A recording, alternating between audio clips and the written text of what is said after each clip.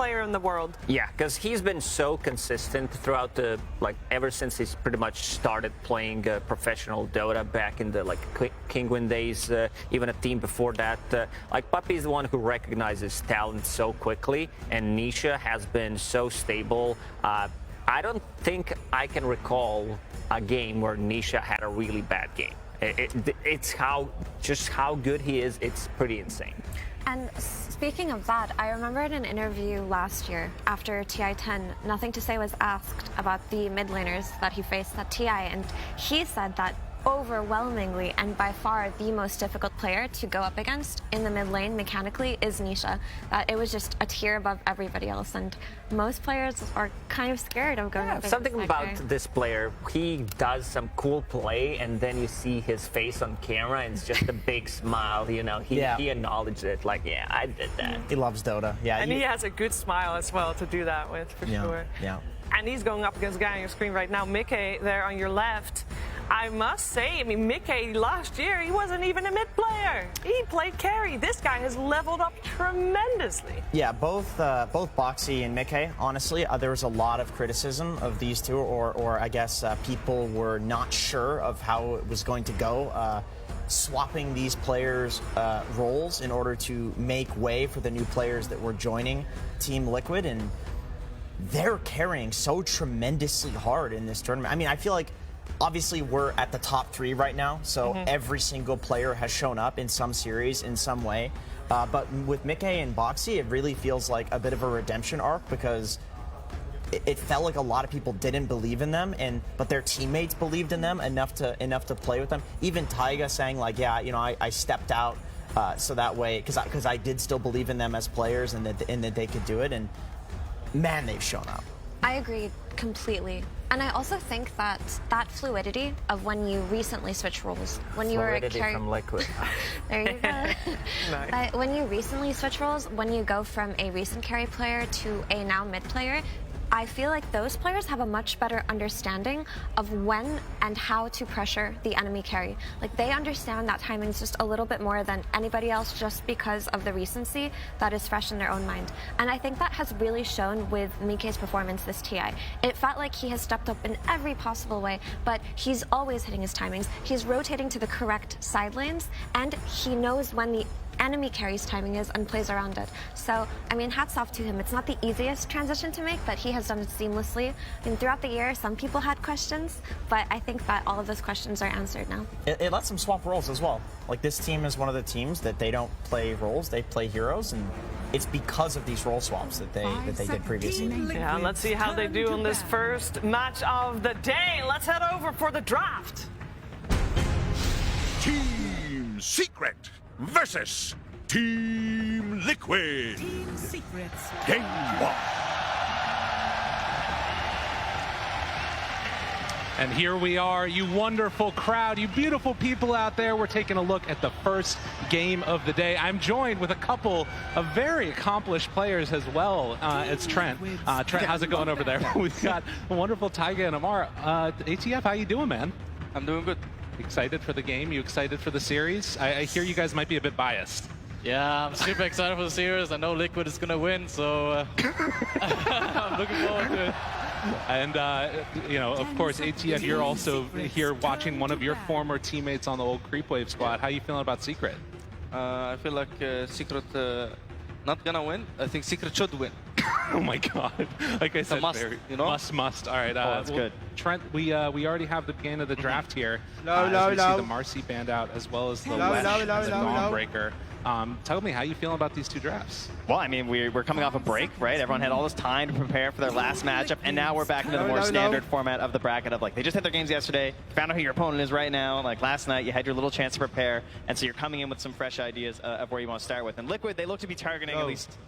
Many teams have discussed this idea of the offlane and how they want to play from there, particularly with how good Secret are with this Dawnbreaker global combos. So guys, Enigma, how good is this hero? Talk to me about what you guys are seeing in this draft already. Is there anything that's sticking out to you? I think this first pick from Liquid has been pretty classic. Enigma is a hero na is Sinobet mo, Christian Joben at Lordan, ako Liquid. Ubusin na natin yung chamba ng Secret. Even after the nerfs, especially Liquid, they're so good with Enigma because they Double can play it in put. different positions. Insania, back in the days when he played Heroes of Uber, for example, he played Enigma non-stop. And he also played Enigma this tier, so I think this pick is amazing. Silencer answer. Insta. Just go AFK and fountain and you can press global. How easy can your answer be? Dude, this is I like this because everybody always says like silencer, just pick it into Enigma and it's going to be the answer. But you think it deals with it kind of well? I mean, it deals with the BKB Black Hole, but it does not deal with the Wraith Pact summon thing. That's the current meta. Oh, and they opt for another sort of the magic base, I guess, of Enigma, like those ideas of the big spells. But once again, nothing really there for those Eidolons. But we've seen a lot of teams go for like the safe lane carry matchup to try and reduce the impact. Do you think that's something that Secret might want to commit to in the next phase, or are they just like maybe worried about Insania flexing on this Enigma? I can talk about that. I think that the thing with Enigma right now is it's very hard to counter. Even if you pick like Silencer next into first pick Enigma, you're gonna get counter pick on 8. So this toss destroys the first two picks. If he gets a game, if he gets a snowball, I think Silencer will have a rough lane into toss. And I also think Ako lahat 10. Putik ang tagal nun. Nauumay ako yung account ko nga. Hindi ko malaro ng ganun katagal eh. 10 but in reality, this Wraith Pact item, when it got released, hanggang January pa naman siya, no? Hanggang birthday mo. So you have a stun, you have a Midnight Pulse with Eidolons from long range. And what is Guys, ano ba yung Arcana? Tunay ba hanggang January lang ba talaga yun? It's useless. Libreng Arcana ni Gabe. That sounds scary. I mean, yeah, when you talk about Gaben. it, we've seen Boxy play this Tusk so many times, and he just absolutely takes over the game. I feel like I've been seeing some of the best Dota of his career so far. They are going to ban out now the Pudge. We take the Kunkka out of the pool, as well as the Monkey King. Is there anything that you feel like your team is kind of susceptible to right now? You already mentioned some of the laning woes that they might have. What about Team Liquid? Is there anything that they have that could potentially be exploited here? I mean, now Secret have to show something on 15. Like, they have to either show that this Silencer is a core, or they wanna like pick 15 carry with Silencer into Enigma. But Enigma also could be flexed, but maybe they just think that this 60,000 viewers, pa-share naman ng live. Okay lang, like but not sure what he want to play on the 15. Monkey is already banned. We'll see. Try and punish some of those Eidolons in the lane, as you're saying, right? A lot of those options still in there. I mean, they're getting rid of some of these heroes that can kind of deal with like the mass physical damage, right? The Monkey King. Oh, chat. Oo nga pala, ito pala si Boss Dave. Wala niya. As bakit sa taas? likely, the offlane Napapangitan hero is ka sa probably akin. still going to be picked here from Team Secret, unless it is like a Kasi, Rezo style. lalagay ko na lang muna Rezo, sa I think, has gilid. been looked to as someone who's really been leading this team in terms of like how well his lane goes. Yan It na lang tends to muna. really dictate how much Boss pressure Dave, they have shoutout across sa'yo. the entire map for Team Sabihin Secret. ko na Is lang. there anything here that you guys would say Ang like pick ng is amban he's ng really Liquid, worried yung about ban that naman Rezo ang can hindi pick up in this kita eh. space? Or do you think like they'll probably wait a little bit longer to get some more info for Rezo Ganyan with tayo how important mag-pick he di ba, is? Dave? Pag naglalaro tayo, ganyan I ang mean, pick natin, di ba? there is like no, like they, pareho. it's according to their plans. Like I Binaban don't nila see, yung like, Monkey they King have to ko eh. show one of them. Like they have no choice. So they have to like maybe get something solid that no matter what he will just not like suffer in his lane. If you're the offlane right now, Torbo Omar, mukha you're mo, like, just let me wait. ano? You guys pick. Like, give me Torbo more mukha ko, time. You know, magpaano ka are na you greedy muna, in the draft? dinakdakan. Ayaw mo I naman mean, eh. Not really. Like if I can get my heroes, because I play like 5 heroes, so I will just take them before they're out. All right, Taiga, we'll ask you the same question. Is Amar greedy in the draft? He was actually greedy, but nowadays, you know, people just ban 3 heroes install. And Amar is like, oh, okay, I have 1 hero left. Let's just take it. You know. Nag-Monkey King talaga ako, alam na yun, nililista na Would you feel a yun. little bit more comfortable playing at this point in time in the game as we get going into Kaya nga this yun ang next phase kinuha of the kong pick? Arcana eh. I will say I like Team Liquid draft more. I feel like if they can keep the flex with Enigma and wait, you know, I think Secret has second pick, right? So they will see where Enigma is going before they pick their carry. So I think in this sense, Secret should have the advantage because they got second pick. But we'll see. I still like the first 2 heroes of Liquid more. I think they won the first phase. I mean, Liquid for sure. Like it made the Secret 15 hard. Like they don't know what to pick on 15 because they have to show, and Enigma will just dodge the right counter pick unless they just decide to like all in. Like you mentioned how like second pick feels really good right Dave, now, right? pasok sa This turbo idea yung of, like, ano, the end yung of the draft, required give this daw. opportunity for the double counter pick. A Yung lot of teams will required refer sa to where you get to Arcana, see something, respond, see something, regalo. respond. And the fact that they're Yung actually 10 struggling at games this sa point in the turbo. draft is generally a pretty good sign for Liquid, right? Nabasa lang ako, pasok A daw. little dwarf Walang man ma-confirm. sniper plinking away. That's a good hero for the lane against Enigma. If you think it's an Enigma offlane, laning into sniper Kaya is yung not live the ko easiest kahapon because shrapnels on Wala nang all of them actually kuryente, kill items. buwisit. Like Enigma right now, items Dami level pa 1 and naman 3, nanonood. like, they die to magic damage. Yeah. So I think it's good. Does also present himself as an immediate target to go on, and with two heroes that are already there to sort of go for a hard commit, whether it's a Blinken and a Walrus Punch or a Blinken and a Black Hole, they're going to have to make sure that they protect that sniper pretty well. I mean, they have the tools. They have Nyx to scout. He will just go in like he's invisible. Most strongest ink, you know. You just go invisible. Like you have to address him. Like, and also like they should like complement the sniper with 2 more heroes that like at least like 1 initiator, like some tank who will just eat the damage and not die. Yeah, I feel like Liquid should look at Night Stalker. I feel like a type Night Stalker hero will be very good for the draft right now against the 3 heroes in Secret. I think like Sniper, Nyx, Silencer, if they get on top of like, let's say Anna's ulti, get on top of them, they draft also both. Yan! Okay, and now a nice little player to run on in there with the Infest, and afterwards, the immediate Lich. So we've seen Frost Armor be really difficult for some teams to deal with. What do you think about these 2 picks here? I mean, the Lich concept was like to counter the SF because SF is just like right click, and it's the same thing for Sniper. Like Sniper just right clicks, and there is like it's not like there is some slot who steals your stats or Ursa who has fewer swipes. Like so, like he will just protect whoever. A lot of damage, and well, now moving in, we get ourselves a Beastmaster, so not necessarily a hero that's been doing too well lately. I feel like he's kind of fallen down that totem pole in terms of like the summons, where it's, you know, he tends to dominate a lot of the Dota meta because of his ability to have the summons, and he has this magic community piercing stun that you're always able to rely on. But it is more vision, and would you consider this pretty good in terms of like a little bit of like a tank to go in? Feels like it's a bit more finesse based because you have to rely more on your vision as opposed to just like a big body, right? I mean, it's still Beastmaster, like you strongest here on Dota, you just have this big creep, 2k HP, you send, you press Primal Roar, you see everyone, nobody can move.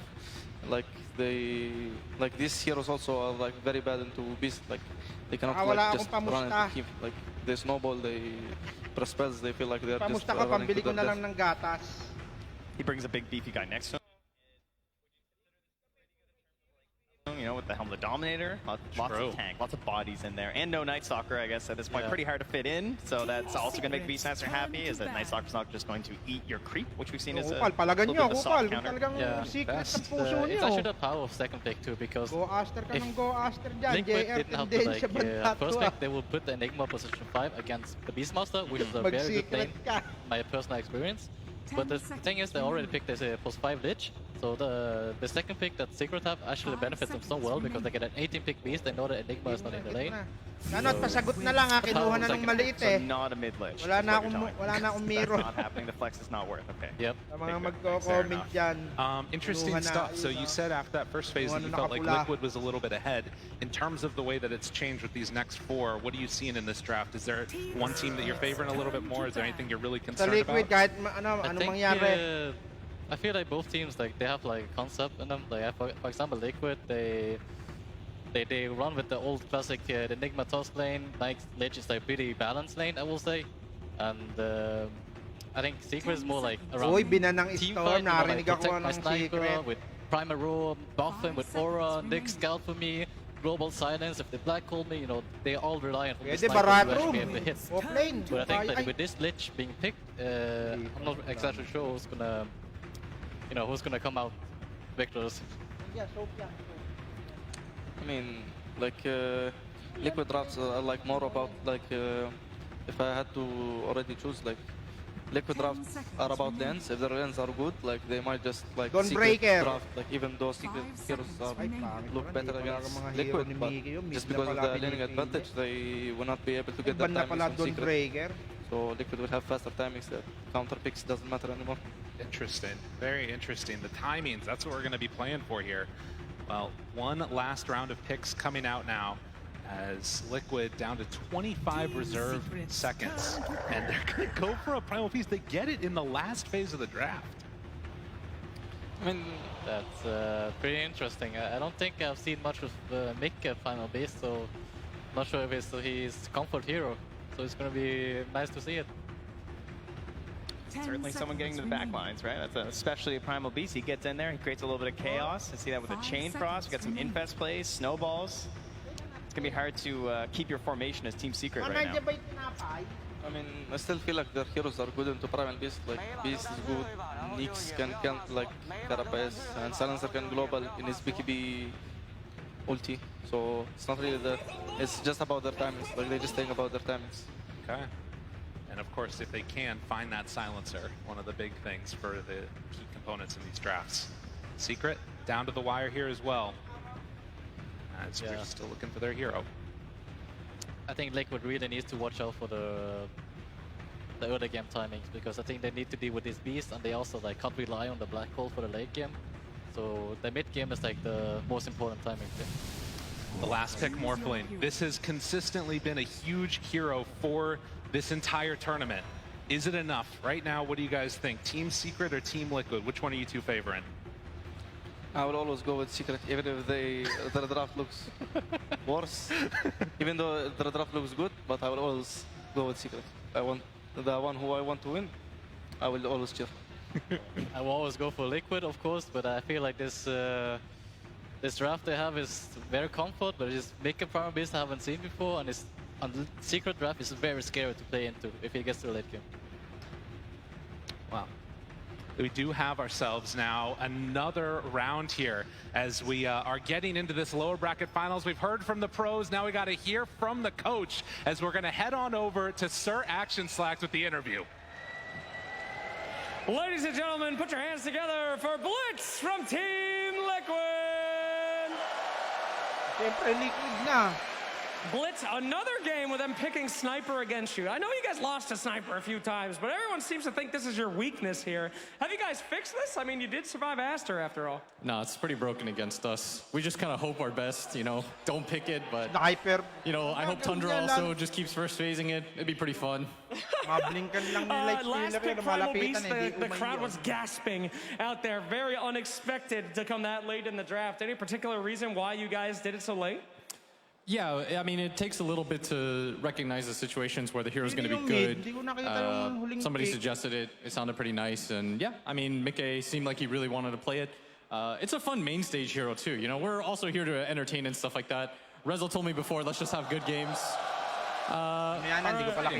Absolutely. And any words out there to silencer counterpickers for first pick Enigma out there watching right now? Do you feel like that's a dirty tactic, or is that completely fine? I think we're like 6-0 against Silencer with Enigma in this tournament. No, that's not trash talk. Oh man! It's just math. It's just math. Well, you know, math can never be toxic, and I'm 100% sure that this will be one heck of a game. So let's shoot it over to our casters. Oh, my goodness. Sir Action Slacks always there to let us know that math is not toxic, but what is toxic is his pub play. As Trent, we get ready to go into this lower bracket finals, Liquid versus Secret. We're here. It was last chance qualifier teams, and they made it the whole freaking day. How's it going? Another last chance qualifier. It's the same thing, right? That's all the lower bracket final really is. It's your last chance to get there, to the Grands, to fight them once again. It's true, definitely. As we already paused in this game, we talked to the pros. You know, we had the wonderful Taiga ATF on. They seemed, even though they weren't willing to fully say it, even though they were incredibly biased for the teams they wanted to win. Exactly. Of course, is the sort of background there. Chrysalis, the former teammate of ATF, and then all of Liquid, pretty much the former teammates of Taiga. But they are going to be having to watch on from the sidelines here as we get into this game. Matumba Man playing on the Lifestealer here is already sitting in this mid lane. What do you think about that Primal Beast pick? It got there towards the end. They said it's a crowd pleaser.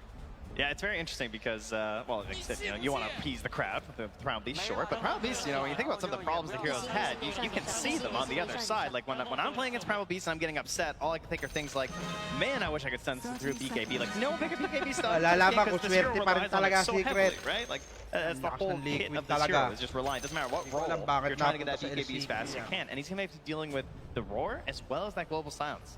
So very frustrating stuff for Primal Beast. I think there's a good reason that it got left in that late. But as our lovely panelists were pointing out here, This idea of just winning the lanes, winning the game off of that early advantage that you're going to get. Primal Beast is really frustrating to lane against too. We saw some of the most dominant performances in a long time in the LCQ. Has fallen by the wayside a little bit. A nice stun to start this out. And it does look like indeed they're going to be able to pick up a couple of these bounty runes heading down to the bounty, south. Ay, nako. We'll have to watch and wait as 2 apiece. Chrysalis forcing back Boxy a bit, who again has just looked so good on this Tusk, on melee fours in general. He's been having a great tournament. Yeah, kind of, you know, we were talking about this idea of you can't ban out ATF, you can't ban out Boxy at this point, right? The Marcy, the Tusk, and the Clockwork, at least to me, like throughout that last chance qualifying and coming to TI, have just all been super solid for him. I feel like his rotations have been the storyline for Liquid, whereas on the side of Secret, it's a lot of this discussion about what's happening with Rezo and Zayas there. But we're watching this mid lane here, and you want a long-time storyline for Team Secret, it is Nisha with the Morphling.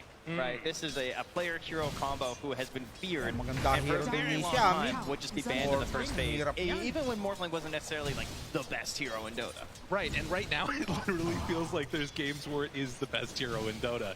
You take over the stats of the other heroes with that Aghanim Scepter build, and then it just feels like an unstoppable monster. So again, we'll have to see if they can build up that momentum through the laning stage and get themselves where they want to go on Team Liquid.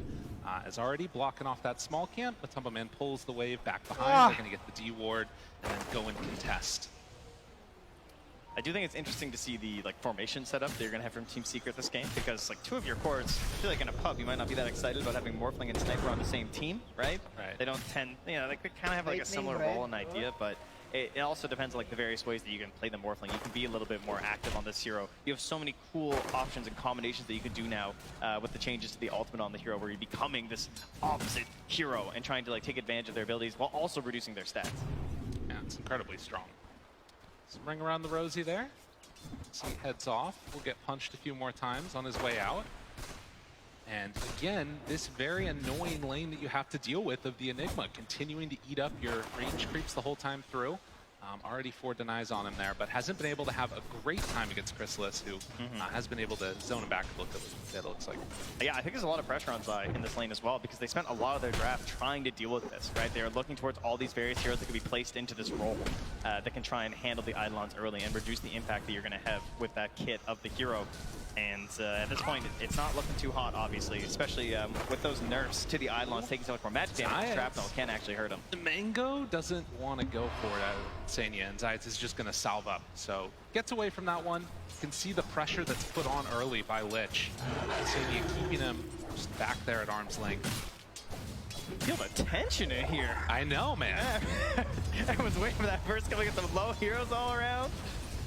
I think it's one of those things too where, you know, these 2 teams, there's so much respect for each other. They played against each other a lot in the DPC, you know, and you saw at the beginning some mutual admiration that's going on.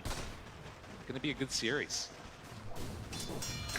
Safe drafts, safe lanes, everyone just chilling out. But you know, safety is not necessarily the best thing for Team Liquid, as you know, we've been discussing throughout the draft here. This idea of, you know, getting this early lead, getting this early head start. 3 minutes in, they're not really there yet. No, but they do play a little bit of intercept there. Boxy trying to keep his Enigma from taking too much damage, but using a lot of rounds of that shrapnel. Boxy trying to walk away, trying to survive a couple more punches. One more hit, he's not going to go down. Barely keeps himself alive. Very good, Boxy. Pero hindi masyadong maganda yung ginawa mo. Those branches, keeping him up. Backpacks him, salves up, wants to stay in the lane, keep that focus pressure here for Zai. I wonder if that opens up a little bit more space for themselves too, since that was all of the shrapnel charges uses from the sniper. And in fact, Boxy wants to get a little aggro. They couldn't get the kill. Coming the King best not miss. Can they bring it down Chrysalis though? Couple more punches, slowed, Fairy Fire backs away. With some great Sabati blocks coming in from Zai, but they will get away. And that aggressive vision plays down there, almost helping them get that kill. Like, try and get a couple chances there, just narrowly missed by the sentry that was there from Team Secret as well. But doesn't result in the kill this time, just burns up a lot of that regen that was there from Chrysalis. And Ay, patayin na yan, patayin yan. Just kind of wander around, got some stacks, scale things out. Up top, Zayt's has also been very free. As you can see, Zayt's is still level 1. He's about to be level 2. Wala na ibang hero to, But he's giving a lot of space to resolution right now. And this is not really the dynamic that we've seen a lot from these two, right? They tend to play very together in the lane, very kill-heavy, kill-centric. Whereas this time, it's like Rezo's going to be planting himself in this top lane as the Beastmaster for a very long time. And I feel like Zayt's is actually be playing a little bit more. Nice! Primal Beast. Baka naman makaalis pa yan. Mickey is there, gets the first blood, takes out Chrysalis, and this is the power of this hero really. At level 5, making these rotations and still not missing out on much. 9 seconds pala. Shards? Boxy just a little off the mark there. That was max range. A bit close on that one, but yeah, I mean, that kind of speaks to how these lanes are going because like Mickey almost feels pressured, I think, to make that move around, right?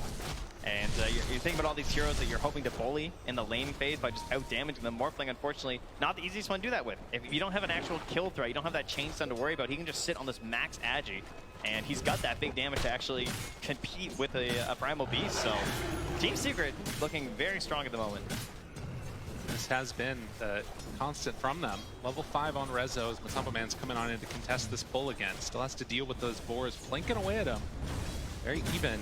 You can see that right now it's mainly the Enigma that's been the one that's sort of been left by the wayside in terms of those other cores. Likewise, though, bringing down that sniper's net worth with all those denies. They're going to move towards the river here, though, as they try and contest the runes. Is going to spawn top. Couple punches. Nisha right there. A DD is very strong on Morph, but will manage to get out of there. Mickey gets the jump out. Zion still sticking around. And Blitz going to be used. Boxy makes the move over. Radiant structures are There with the DD. Yeah, right? So much damage the early on. Double stun. Chase. Mickey in some trouble. Snowball to dodge the Dodge, waveform. Keeps him alive. And Mickey is just going to head back home. Nice rotation as Boxy keeps that mid from going down. They're going to find themselves a bit of XP here on the Tusk. I do think it's important as they are going to need some help rotating through these lanes. It's never going to hurt getting that XP early, but Nisha just keeps on going with that catapult. This is so much damage onto this mid tower with that TD in hand and keeping that catapult alive. They had a really good push onto that mid lane at just 7 minutes. Mickey hops on back, gets a free bottle over to Boxy. Boom! Boom! Boom! Okay, ayos lang, abot yan. Nice, patay! He's trying to switch over strength for him. Snowball keeps him on him. Stun. Couple more punches coming from the tower. Mickey low puppy rotated in as well. But they aren't quite going to be able to chase him down. And Boxy gonna try and TP out. No such luck with Nisha right on hand, but they're still too strong. These big strength heroes. Very low on the damage right now, right? Like outside of the Morphling, you know, the actual damage being provided by a Nyx Assassin and the Silencer isn't too great right now when they're both such low level. So it was a good attempt, I think, from Liquid. I think they understand, again, that they really need these earlier kills, so trying to grab something like Nisha. Like, how often do you see a Morphling die that fast, right? Oh, yeah. Where you just get caught on that low strength. Now, chasing to the trees. Throws down the shrapnel. Zai is maybe in a bit too far as he's going to get stunned in secret. Ready to turn this on to the Enigma. A couple more punches, and it is going to be enough. Zayak picks up the kill. The second kill of the game here in this slow burner right now. On this top lane, we have not seen a whole lot of, but obviously the top of the board is Matu, sitting with almost 60 CS right now, but Rezo right up there alongside him. Yeah, 1,000 gold behind, true, but he's a very high level, 6.5 right now because he's just had no support in his lane, much like these early rotations of Insania. But this rotation here should bear some fruit as the snowball will come out, but Boxy shards the high ground. Not quite this time, there's a tree in the way. So, Secret pick up another one. 2 on the board. And Rezo even making a little move over here. Just seeing what's going on, checking out his jungle. He's got his helm creep, so he can farm it up a little bit right now. Very difficult to pressure Matu out of the lane at this point with a heavy rotation, and he's got a sniper and a Morphling, so not seeing the biggest group up play to go in the top lane at the moment here from Team Secret. Instead, they're sort of just focused on keeping everyone farming at the moment. And really holding this positioning mid with Zayat and Puppy, trying to pressure this mid tower. And besides, you know, the Frost Shield's not up for 10 seconds. This looks pretty free. Yeah, they're taking it down. No glyph available, moves in, gets the tower, doesn't get the last hit.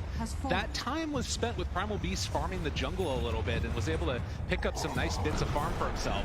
As I can't quite get the connection there. But they do give up that mid tower. It feels like Liquid really need to find some sort of a play across the map here with Mickey. I mean, you can't really wait for the BKB. Even with the BKB, there's obviously so many counters versus it, but I'm definitely feeling the pressure of them making moves right now. Chrysalis, snowball. Mabot! Ay, Barely patay na. gets there in time. They're dropped there like, oh, but no! Gets interrupted there. Zai, well, they might still be able to chase him down with all these Eidolons. It's going to be enough in the end. A couple more punches, and it is. But Liquid get the TP out after finding the kill. And Mickey actually TP's down right after as well, though. So, I mean, right on the wave as well, like fully spotted out from Secret. And he's actually going for the punish. Oh my god, moves on in. Gagawa mo, I don't care papi. if you saw me, I'm still coming. Gagawa mo. The inevitability of Primal Beast is too freaking strong. So 10 minutes in now, and a couple good moves. This is what you wanted to see from Mickey, making it happen. That part is great, but I also really love what Zai and Nisha did. Like the way that they brought the Morphling and the Nyx Assassin, they just kind of camped in that top dire jungle, and that allowed Rezo to also push in through the tower. It was too much pressure on Batu. He had to leave the area, and suddenly Secret are just playing all up inside that territory. Yeah, they have claimed that top tower. And there is a smoke now moving down through the jungle. They're going to run right into Batu. Roar, he gets the rage off. Will it be enough to escape? The stun is there. Waveform through the invest. He got inside your very creep. cute. This team was there. The creep was there. Nakakainis siya. Nakakainis talaga tong For all of the area of the map they've been holding, this pressure, forcing Batu into that mid lane, catching him on the rotation back to his own side of the map. Everything was like coming together exactly how you expect from Secret, and then just like one little mistake, and he just gets out. Slips through your fingers. Just like that. That's all it takes to give a little bit of life here to Liquid.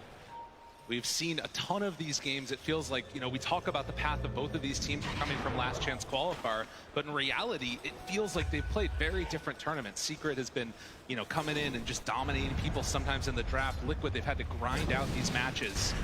See what ends up happening here is Insania. He's going to get caught. Impale is there. A couple more punches. And your int is puppies. Honestly, I'm really impressed. Very happy. I'm running. I'm TPing, but... Oh, Giga. I got you. I'm coming. I'm really strong. I'm really strong. Go.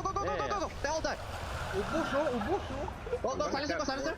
No mana for chain. Keep throwing it. Yeah, I'm ulting. Me! Guys, he's really strong. He's so strong. This is me when I play, and I got my first down. I'm really strong. That was awesome.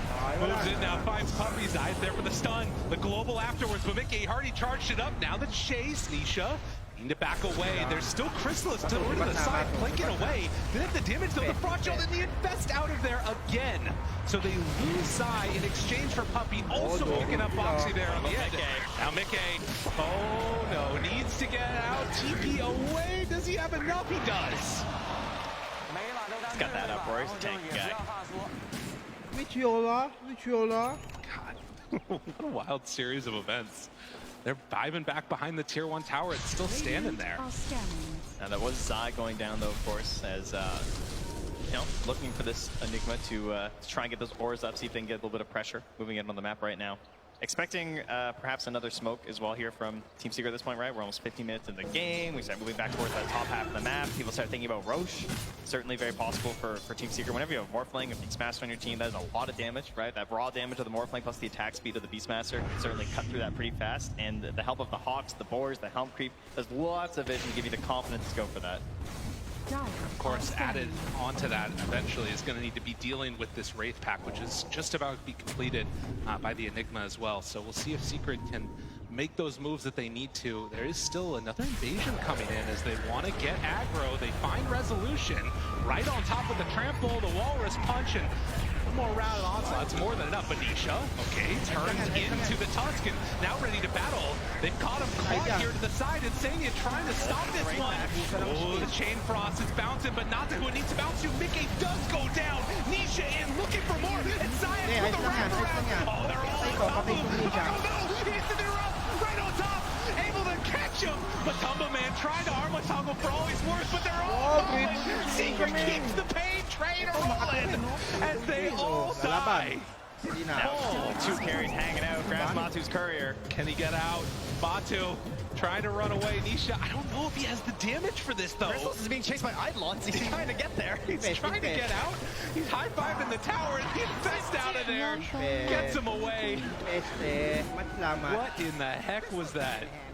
Liquid are forcing these fights deep in the territory of Team Secret, and they are just committing all the rotations to come and get in there for the defense. And what an amazing carapace as well from Zeiss to cancel that black hole. Things getting perhaps a little bit dangerous with your Morphling actually getting in there, and Nisha after playing on that knife's edge, but he picks up a lot of kills, and now he is firmly in control at the top of the board there. 8K net worth right now as he moves in towards that Manta. You can see some of the sort of woes of that laning stage, I think, a little bit for Secret at least. Normally, this would be the point where if Sniper is free to just plink away and start hitting you, you're all going to die, but just didn't have that damage yet. He only has the Dragon Lance at this point. It's going to need to come later on. Yeah, Liquid are playing like a team that had a lane lead. And they're trying to pressure and trying to play that game right now, but they didn't necessarily gain one. And plus the fact that you don't have this mid hero that plays off of like a blink, you have a who plays off of BKB, and you just hit that right now. Sanya again gonna drop as Secret find that pick off. 10 to 10.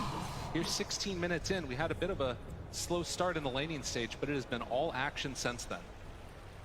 Yeah, they don't really have red zone a great spot right now necessarily in terms of like trying to pressure the Roche, but that could be something with the next pick off perhaps for Team Secret that they could be thinking about. And then of course you also have to consider that Team Liquid are very good at fighting in that space. It'll be a battle of the vision that's available for Team Secret. The cooldown of global silence is going to be very important for Puppey as well. There's going to be a lot of factors in play to decide who actually controls that part of the map and who has an opportunity to get that Aegis. I have punching for you. Right now the vision is incredible from Team Secret, by the way. Excellent wards in combination with the Hawks means they're seeing pretty much everything Liquid are up to right now. And getting into that Manta style here pretty soon for the Morphling. Curious how quickly he wants to go in for that Aghanim Scepter. We've seen it a lot against the Agi carries. Obviously, still really good against these strength cores where you get to steal their status resistance away. Foxy's trying to use the Seeds of Serenity. His arm's just not long enough to get that punch on the ward. We'll get over there soon, surely. Yeah, it's going to bring the courier. Yeah, maybe worry about flying around a little bit. You can see Mickey's doing like little loops, not exactly sure where they are, as they don't have the best vision. They've got one lingering ward up top that is sort of spotting some of these moves to that top half of the map, but overall Liquid playing a little bit dark right now. They do spot some wards there, as well as the Morphling moving through, and that Mantis Sal now complete. Also, that courier that's eyes placed really deep from the next assassin is so good. It's like it's spotting couriers constantly. It's just seeing everything that they're up to. It's showing like everyone inside that dire jungle where they're positioning. It's so strong. It's one of those things that like bounty hunters and Nyx assassins can often get plays. Well, for now at least, they will just throw out a spike carapace there, trying to contest for the rune. Nisha picks up the illusion. And the Dire are scanning right now. That's how unsure they are of like what's happening right now, right? Yeah, they're behind him, but ready to go. Gotta watch this carapace. It's level 4 right now. Could botch an initiation that comes in, especially if you're not careful with that first BKB play. Still playing around this area. Nisha, they roll in, miss onto him, but find a couple more. Spike carapace in. Right, like copying into the Primal Beast, charging, and he's becoming that body, and then charging in right after him is just the creeps coming in from Rezo, right? They're just like filling in this space. Crystallis has a full-on vanguard of units and heroes ahead of him, gives him the space for the damage. You can see the inability of Zai to really play this engagement, and instantly for the prize of that victory, Secret heading towards Roche. Yeah, that is huge for them. So they're going to get this one out, and Liquid, obviously aware that this could have been happening after they won that fight, will split up and try and get the farm on. But again, this game feeling right now as if it's leaning towards Secret. Got pretty accurate, I would say. I feel like the later this things go, you know, we talked about this idea of like, sure, late game you tend to look towards the Enigma. He's going to have this big black hole, yay, hoo-hoo, but the global silence always going to be there. And be concerned about the entire time. Doesn't mean it's a a permanent counter, like Blitz said, right? What's 6-0 versus Silencer? He's got the numbers. He did the evil math or whatever it was. That's right. And of course, eventually, you imagine that Zai is going to get more farm than the Silencer to get to a refresher or what have you. But of course, the other thing is going to be how do these little skirmishes work out? Can they find and catch that sniper in an open field? The open wounds picked up from a Tumba Man now. They might be ready to go. Let's see if they can take a fight here. Sanya goes on in, catches the Invis rune. Still great vision all over that top side of the map from Secret. get ourselves the single core staff. You know, obviously seeing a lot of the strength of the multiples, right? Stacking those core staffs, that's something that Team Secret will probably have. With they're gonna have the Hurricane Pike on Chrysalis, you're gonna have the core staff on Puppey, and that's an item much like Lincoln Spear, I would say, is the other one, where the more that you stack them and the more that you have on your team, the stronger they feel, right? Oh yeah. Pull you this way, push you that way again. Suddenly the whole fight gets pulled and spread out, and that's something that Liquid really don't want to see. Because they have this Tusk, right? He kind of commits to an area, so you get 4-staffed out, your fight breaks down. A Life Stealer, one of the items he hates seeing the most is his 4-staffs. He's trying to stick on people, as maybe the open wounds will help him with. So getting there for Puppey is actually going to be pretty important for them. Zayat runs into a wary little Nyx assassin, and they're going to bring down that Enigma eventually. Even cleaning up that Wraith Pack for afterwards. So Secret, after claiming that Roche, they can play bullies for a little bit here. And Liquid, they're going to need to find some answers elsewhere. Thinks over that creep so he doesn't give up the bounty. Nicely played. So that Helm of the Overlord is done. At the very least, they will wind up keeping some of their vision in this area. Is that a Hurricane Pike as well for Nisha? Oh, damn. Okay. All right, we got movement all over the place now. They're going to have a triple 4-staffs here on the side of Team Secret once Puppey finishes his. That's done. Okay, triple 4-staff. So, oh no. Good luck, Matu. Yeah. You know what doesn't help you with that, though, is if you get caught in a big black hole. That's going to be the sort of go-to, I would imagine. See if it works out, though. Obviously still very tough. Snowball catches onto the creep. Tumba Man beats it up. Collects that bounty. Everyone came in for that one. They were a little concerned a fight was happening there. And, well, vision. The Hawk spotting these rotations through. Seeing that everybody is here. Team Secret, they really see everything. Like, this ward is going to be living to its full life. 15 seconds left. You know, salute to you. Good sir. You did great. Fantastic ward. Playing with map haps, the basically. Hawk is spotting them right now. Like, this it's so hard. Yeah, it's devastating. It's so good. See if they can find anybody else. It does get taken out there. As Liquid going to try and reconvene themselves. A minute and a half left on this Aegis, roughly. As Mickey tries to finish off his Aghanim Scepter, uses the Pulverize. Rezo finds him, walks around the corner. They do still have BKB TP, but not nearly enough. Too much damage coming out from that Morphling. And moving everyone together, going to catch that wave as well. Bring that back up, get in here, get this outpost if they want. Retake this territory. And Liquid, I mean, what can you do? Do you want to try and make a play on the other side of the map? That's really the only place they have a ward, but they know there's nothing going on down there. They have a ward inside their own jungle that's probably not going to last that long, as it is just like sitting upon a pillar, so it tends to get obviously scouted pretty fast. Besides, run through with these sentries, so just waiting out this Aegis right now from Team Liquid and seeing if they can find an opportunity for a fight. Zayat's just walking right by Boxy there. Some creeps coming in. They spot him out. Ooh, gets a little bit of separation there. Got eyes on them, and that keeps him alive for now. Nisha wants that level 18 before he morphs. There you go. Got that nice 60-second cooldown there. This is such a strong power spike Secret, with all of their things coming together, and a couple of seconds left on this Roche. We'll see if they stick around. Does look like they're going to back, at least for now. So, stock of the game at this point, it's a 5,000 gold lead after that first Aegis, and Secret looking incredibly strong. They've got the Blink Dagger done on Rezo now too. For Liquid, what do you see as their sort of avenue and how they need to deal with this game here? I mean, I think Mickey's got a pretty interesting idea, right? Going for the Aghanim Scepter there on the Primal Beast. Just a, like, total team fight victory attempt, I feel like, you know, just trying to, they just have to like find some fight. They have to force a fight, they have to stay in it, they have to try and get these stuns, trying to find Chrysalis on the back lines. I think you just have to assume that the Global's gonna get off. Yeah. It's very unlikely you're gonna catch the Silencer first, right? So it's gonna be a long haul team fight. It's gonna be very reliant on like the Wraith Pack maybe having a big impact, but that can obviously be very tough versus a Morphling and a Sniper. Yeah, that is incredibly difficult. And you can even play probably in pretty far as Nisha if you get that extra status resistance from the Ags. And then the other hard part is that they don't really have the best heroes for just like pushing out the waves, right? I mean, you can see how Boxy has to play on a Tusk. Not really the best hero for this. He's gonna head on home. They don't have those sneakier lane exploders that just like pop the creeps and get away. Try to delay this game. So sooner or later, they're gonna have to find this fight. And what I like about Team Secret is that they already had the tier 2s very early, and they got this Aegis, and they didn't try and like pressure the high ground or something ridiculous with that first Aegis. There's no point, right? Like, yeah. Wait for the second Aegis. You're controlling so much of this map right now between your wards, your Hawks, your Nyx Assassin, so much vision. They see what Liquid are up to, and I'm sure they're well aware that they are taking the lead. Yeah, and they don't even, like I was talking about the Agnum Scepter, but Nisha is just going in for the Scotty. He's opting to go for this, just beat them down, right-click build. Be a little bit tanky in there with it too, as well, another sacrifice here. Keep it over to the gods. It's going to be Insania brought down. Can the rest of them get out? Matumbo Man, he's raged. Snowball in to try and get him away as Mickey, she's getting pummeled. Nisha chase, Nisha kill. A double for the Morph. Ready to go in for a bit more. Insania, he fought back for this one. He's got to get out of there. The chain frost, but look at him go. They're on top of Boxy. He is also going to go down. Matumbo Man looking for a bash, hoping to go toe-to-toe against more, but Secret, they are having none of it. Devastation up on the high ground. It's 26 minutes in. This is a later Rax.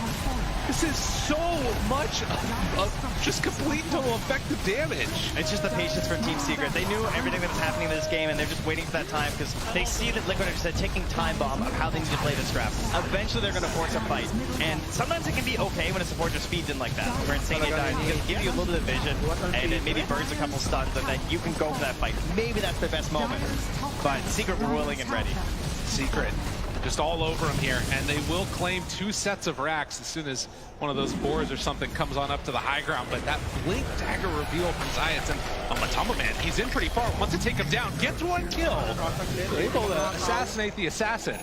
But it is a Pyrrhic victory if I ever saw one, as it is a 14K gold lead now after that high ground push. That's a big one. And that's how it started, you know?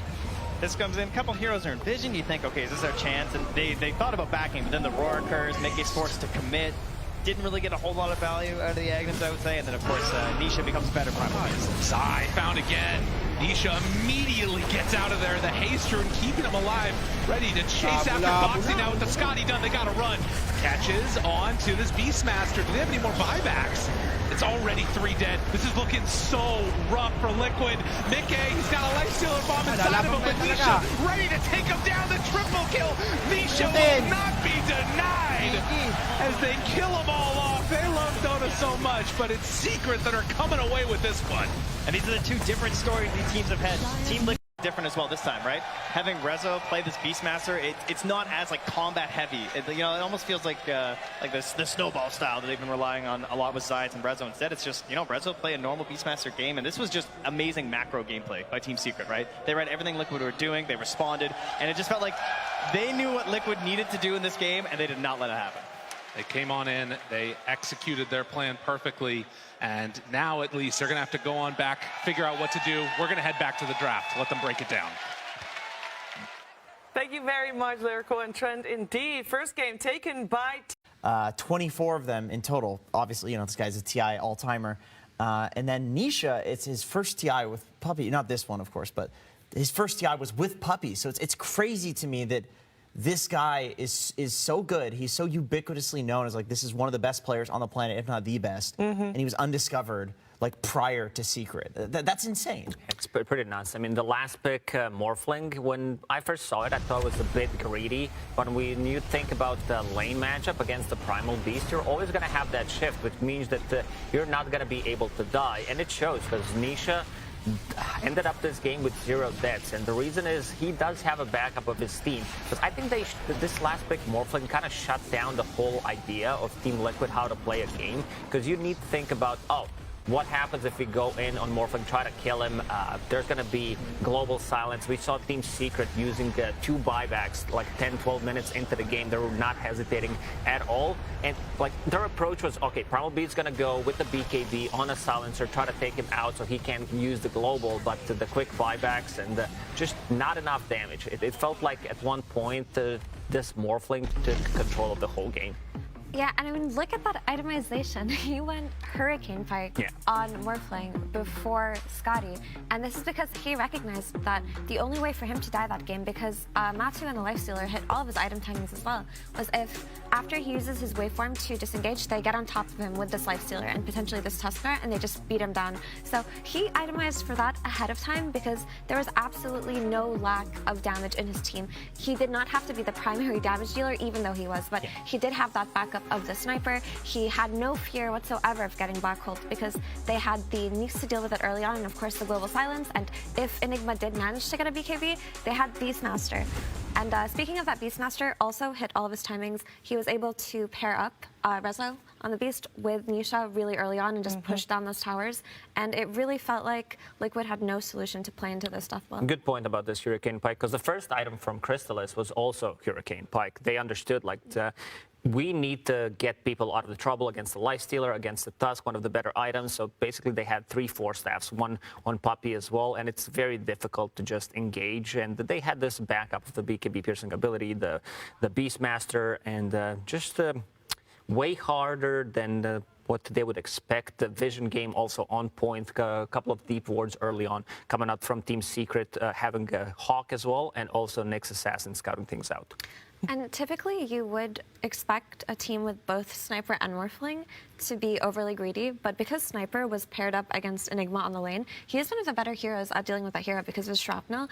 Puppy and Crystallis were able to just bully his eye early on, and maybe they did get dove a couple of times, but that was with a rotation from Mike, I believe, and the other time was, of course, after the black hole usage. Yeah. So everything just worked out in their favor. That was a really great draft. Do we think that that last pick, Morphling, kind of caught Team Liquid maybe off guard, Jenkins? Because it did feel like, from the bans as well, that Liquid was expecting that Sniper to be played by Nisha, and that it was Crystallis that still was waiting for his hero. I think so. I mean, we were in the green room, like, theory crafting things that could play against, like, the potential Tusk rotations and, like, the lack of disables that Liquid had, and we were looking for a lot less, like, carry style mids, just because it felt like for Secret it was a little bit greedy to go for the Morphling, but that's where the individual stellar performance comes in to make up for that from Nisha. He played a late game carry hero, but he actually contributed a lot in the early game. He was running around ganking. He was getting all of the runes. He was turning into Primal Beast,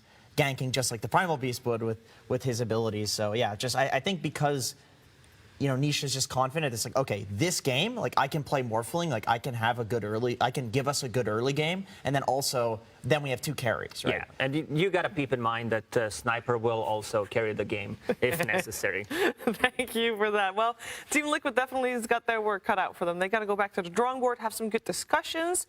It's a good thing that they've got 3 coaches to do that with. So we obviously have 3 coaches.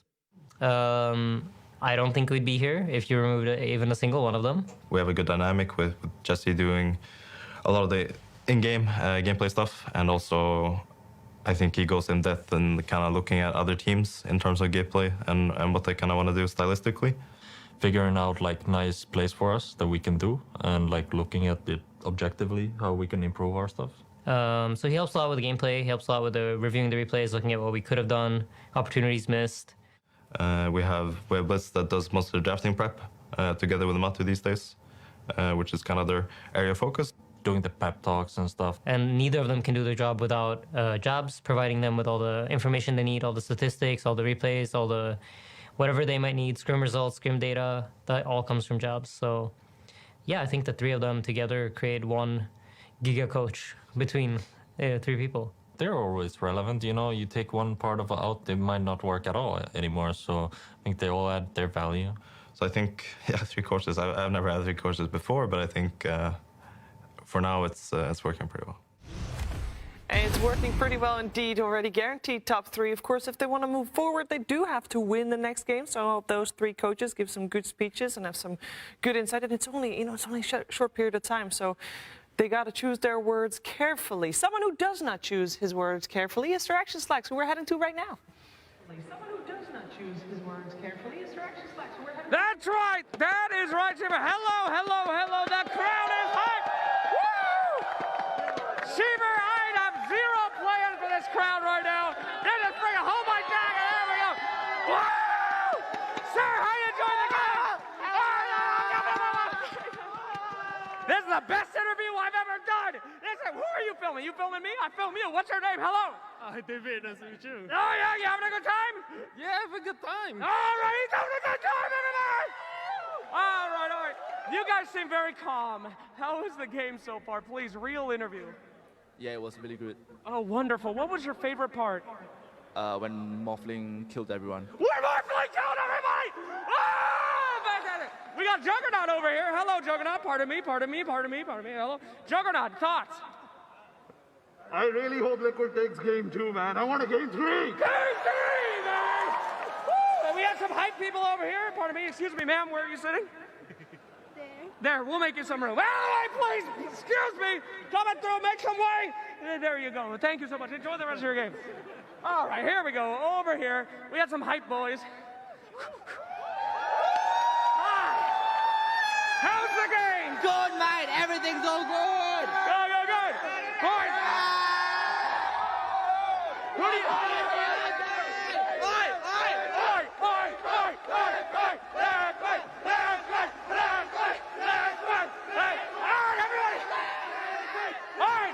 Shut up! Back to you. Thank you. Enjoy. Thank you so much. Oh no! Everything was going great. Shut up. All right. Well, thank you for that. Pulse of energy that we just get from the crowd over there. I hope that Team Liquid's feeling it too, because they're going to need it, and I think indeed a lot of people in the audience would love a third game. So Liquid needs to step it up. What do they need to do? That's the main question. How are they going to bring this back, Effie? Because they got a little bit blown out of the water, that one. I think, yeah, that was pretty stompy, but it wasn't due to individual skill or just how good these teams are. I think in the draft, their Enigma got very solved, and they really had no means to deal with this Morph. That was kind of a gotcha. So I think that they're definitely potentially scrapping the Enigma for next game, but if they get a more even draft, then I don't expect them to be too concerned, right? I don't feel like they're beating themselves up over this one, to be completely honest. And we know that they really prepared, because we saw it yesterday in their series versus Aster. I mean, they had 5 days, and they have 3 coaches, like we just saw. Yeah, they better come in prepared, Jenkins. Anything in particular you want to see them do different, or you feel like this was just an off game indeed because of that draft? We've seen it before, and I think we'll see it again. Matamba, he's won a TI, so he's got 1 ring, but he prefers 7 rings if possible. As many as possible. And I think this is when you bring out the comfort picks. This is where, Sniper becomes value, where Pudge becomes value. Pull out the lone druid, give the people what they want. Yeah, give Sniper, give people. I mean, I think two heroes that got figured out at the main stage. It was Enigma, and I think Lashrak especially, because it just doesn't feel as strong as it did during the group stage, even last chance qualifiers. But I got to go back to Jenkins' point about picking, something a bit different. Because Matu yesterday, when they last picked Night Stalker, he was like, well, this is not going to be my last game at TI, because he was pretty confident about it. He was, and if he's going to be getting the last pick for his hero again, well, then he might need to pick that Lone Druid. If he thinks he's not... I don't know, if he picks Lone Druid, that would just mean that he doesn't have the confidence there's going to be another game. So we'll just see if there's going to be another Night Stalker pick coming out in this one, because I think a lot of people, apart from these guys, of course, are hoping for a third game. The players will once again take their seats in the indoor stadium in Singapore, and I think they're ready. They look all very relaxed, actually, I must say. They're just strolling up, Effie. No pressure. Yeah, I mean, that is the best way to approach TI. Every year, the winner of this tournament seems to be the one who just doesn't feel the pressure, is having the most fun. So the demeanors look good, Secret looks great, but I mean, Liquid, they didn't seem too bothered either walking onto that stage. They did not. And earlier on, we heard Team Liquid have a lot of respect for Team Secret, of course. I'm very curious to find out what Team Secret thinks of Team Liquid. I think overall their team dynamic, like it seems like they're pretty bonded to each other, and I think Mickey is doing a lot of work, like a lot of heavy lifting there in that team. Honestly, like from the games I've seen, he's like very on point. Zai plays a lot of versatile heroes. He can play Broodmother, he can play Pingo offlane, I think what makes Liquid good right now, at least, is the same thing what makes us good. We came from last chance qualifier. We went for a long road. When we won, we already were a little bit ahead than anybody else. So we already played a tournament in order to get a little bit of an advantage. And honestly, I don't know, like, while we were playing LCQ, what the hell, like, other teams were doing at that time? Like, you can see 2 of the top 4 teams on this event from LCQ. That's storytelling right there. I think, Rezo, they were just watching you guys play, just like they're doing right now. Am I right, Jenkins? That's right, Cheever. I don't know what you're saying, but both of these teams have been through the fire and the flames. And guess what is no secret, Cheever? That's that Liquid puts out fire. And so I think we are going to get a Game 3 in this series, Lacoste. Absolutely agree with everything you said. You've been on point this whole tournament, even before that, throughout the DPC. Best analyst out there, so nothing but admiration for you, Jenkins. That's so nice. But honestly, Secret have been on quite the journey this year. I mean, for fans at home, I'm sure it's been difficult watching them throughout the DPC tours, watching your favorite team not even go to any of the 2 majors this year. But the entire redemption story these last couple of months have to be something out of a fairy tale. You swap out one player towards the end, right? Because Zayats did come in during Tour 3, but the team still did not look great. Something was still missing.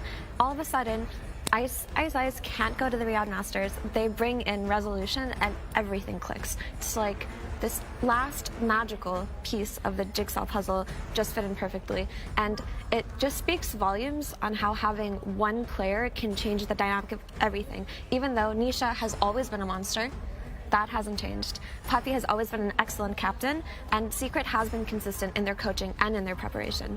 But all it took was Rezo to just come in and fix everything. Yeah, they were very consistent in their deep sea placements as well, because it was 5th every time. Yeah, consistency is good if you're, you know, top 2 or top 3. But yeah, at the end, Resolution was the solution to Team Secret's problems. Nice. Now it is time. It's all about peaking at the right time. Will Team Liquid get another shot, or will Team Secret go for it? Let's find out. Team Secret versus Team Liquid. Game 2. We are here again, game number 2. Team Secret facing off against Team Liquid, a dominant first one. And we're back again with our lovely draft panel here. Taiga, Amar, you got to see some action. I just want to get real quickly before we get too far into the draft. Taiga, what's it like going out on this big stage, playing in a game like this where it's potentially your elimination match? I mean, it's pretty... I will get pretty nervous, obviously, because like, playing in such a big stage, I wish I was here. I'm not here, it's fine. I'm cheering for my boys in Liquid. And especially with this C crowd, I've been in Malaysia, the C crowd is absolutely amazing. And I actually just feel, feel more comfortable just playing in front of the crowd because they're cheering for you, you can hear the crowd chanting, and it's amazing. Once we're in the game, you don't feel nervous anymore. Yeah. I used to feel very nervous, I used to choke a lot, but I don't think that's the case anymore. So, credits to that. Yeah, and Amar, what about for you? What's it like when you get out here on the stage and the blood starts pumping? What's going through your mind? I think nothing going in my mind. I just need to focus on the game, my screen. Nothing else matters. And in the end, I would say to my teammates, it's okay. Just so you know, if you lost, you're gonna lose a lot of money. If we lose, we're gonna lose a lot of money. That's great. I love that. Trent, what are you seeing in this first couple? Okay, positive reinforcement. That's what I'm hearing, That I think some teams go for that. There's also the negative reinforcement. That's cool. Team Secret, they're going to open straight up with a silencer. I mean, the big difference this time, of course, is that Team Liquid are going to have second pick. Team Liquid are there on that dire side.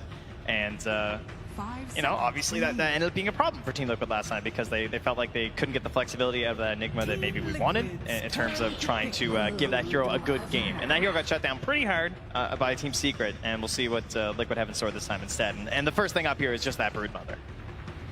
Oh, that's a really good counter pick to Silencer. I played this matchup before, and when I was Silencer, it's not great, I can tell you that. You probably don't want to lane into Brood with Silencer either. I mean, I think this matchup is not actually, of course, all summons are good into Silencer, but the first pill actually helps, the new damage buff, you can kill the weak spiders from Brood, and this Silencer pick was just to test them. Do you want an Enigma, your most comfortable hero, or not? And they just won their test by not getting it. So just need to make sure that this Brood doesn't conquer them. That is really interesting too, because Silencer coming into the event, he was one of the most picked heroes in pubs. He was being spammed constantly, high MMR games, and we didn't really see the hero necessarily that much. But now to open like this, even though there's no Enigma, really, like you said, it's completely dissuading that pick. And I know it's gonna be very interesting to see it versus the Broodmother because like I feel like a lot of times Silencer feels very weak in the lane versus a lot of matchups. 5 seconds. Yeah, but that's not really the case anymore. Like the Silencer now just feels like he's leaning into anyone, and even on the other lane. Even like, into this is Tusk Broodmother, man. This would scare the crap out of me. I mean, does look like not a fun Silencer lane, but like maybe Crystal has something in his pockets. Okay. Can bring up the monkey. Monkey? Oh, here it is. Yeah, there it is. Crystal's Monkey. One of his best heroes. He has like 3,000 games from that hero, right? 2,000 games, yeah. 2,000, awesome. I remember when he joined Secret that, you know, one of the most common trends was just a first phase monkey ban. So everyone's just like, oh, this guy's pretty good, plays a lot of monkey, let's just not let that happen. But obviously he's moved on from there. He has moved a lot in terms of heroes across it. We had Chrysalis Viper earlier in this tournament as well. He's very open to picking a lot of stuff. So to go back now to a comfort pick in the pivotal game here feels very good. Yeah, I think the monkey gives them a lot of potential with Silencer also. Like he made yesterday Tundra 33 go jungle on Brute minute 10. Like so, this monkey has its job for this game already. It's also a bit sad that they didn't want to pick Enigma. Liquid, they usually love the hero. I know for a fact that the team is like they were always on to first phase Enigma if they could. But I think like with how Secret dealt with it last game and how they just first pick Silencer. Makes Liquid actually overthink that, okay, we don't want to pick Enigma into Silencer. So it's actually pretty smart by Poppy to just first pick Silencer and not ban Enigma, so they get a free ban. Right, and in a way it's like you lose out so much value from that early picks if you are getting it into it that, you know, I mean, there's still a lot of value in Silencer outside of just the Enigma, surely, right? I mean, I guess they maybe take it like as a strong hero, like in general a strong hero. Because for example, like Tusk cannot save from Snowball. Yeah, Tusk can kill Silencer, but you can just go on a hero and press global and this Tusk feels useless. So like the concept still like has its place. Well, the next round of picks here as we are on to the bans Pudge taken out of the pool as well as the Undying, Magnus and Pango. So a good amount of team fight actually banned out here by Team Liquid. I'm curious, you talked about the best hero in Dota, according to you the other game, Beastmaster. Is that something that we're got to be on the lookout? Or Liquid the type of team that would run that again? Or with the Broodmother in pool, there's no chance that this would be flexed? Anything else? I mean, the Broodmother is often for sure, like on Zai. Yeah, that's a decent point. I don't think like they gonna flex this Brood. Like I think it's just blocked on Zai. Because I don't think Mickey doesn't play it, and I don't think Matumba, he last time played it like 3 years ago, so I don't think he's just comfortable to play it again, you know? I actually think it might happen. Matu might play Brood for the last game before he, you know, today's actually his last day before he retire, right? Yeah. So, might end it with the Broodmother. It would be crazy. That is something that's sort of lingering in the back of, I think, everybody's heads, is that potential for retirement, and of course for Liquid wanting to keep this going, force it to a game number 3. I mean, they did it with a Night Stalker, right? Something that obviously wasn't expected. Some people were hoping for maybe that Lycan to come back, you know, the real classic Matu hero. I don't know what he's feeling as we get to the end of potentially what could be his last game. But right now, taking a lot of time on this ban. They get rid of that Kunkka. So very common trend in those 3 bans right now. Lots of physical AoE damage being taken away there. Rezo had a great game on the Magnus as well previously in the tournament. So Liquid now looking to find that pick that doesn't give away too much. Probably just going to be an Insania hero here. Unless he goes back to some classic 5 Insania Tusk. But, you know, it's Boxy Tusks. Definitely a Boxy Tusk. I don't see Insania playing Tusk anytime soon. So what do you feel like they're missing in the draft right now, or the sort of general shape that they're trying to take? Where do Liquid need to go? Are they trying to play a more fast tempo game? Or are they trying to just sort of secure their lanes? What do you see in here? I mean, like the Secret addressed this Brood, like they banned Undying, the Budge, the Lifestealer, the heroes that they think they can snowball the game with, because Brood, if he doesn't get destroyed, I mean he might, because it happened yesterday, so they're just looking to step a lane and get a push like this Jakiro, good team fight, and can help them to 5 man a lot, and the Secret doesn't fight into it. Interesting. So Jakiro gets taken, the team fight, the push, all the things that you want. 10 seconds remaining. They actually hit the bans pretty well on Secret, like the classic multi-heroes like Punch and Nex, because they usually want to keep it the semi-core heroes on multi, so Mickey can play more of like a one from mid, like he would play this Lina, Asaf, carry type heroes on carry the game, and they will put him like position 1 as a mid player. And, with now, it looks pretty bad for them, I think, because they don't have all these heroes available right now. Nex, Punch it out, and it will be interesting to see what they pick. Maybe another Night Stalker game, you know? Yeah, I think Sven was one of those other ones that we saw a decent amount to try and give some like extra armor and stuff, but that also hero has kind of fallen by the wayside of it. But they get another Nyx assassin. I mean, the Nyx really, like, it's not really a good Nyx game, but I think they just think this Nyx is broken, and I don't think it's wrong. Like the damage, the invis, like, and you also block a lot of mid lane picks. Like, imagine you're a mid laner and you want to pick into Nyx, it feels so bad. Yeah, not a happy time.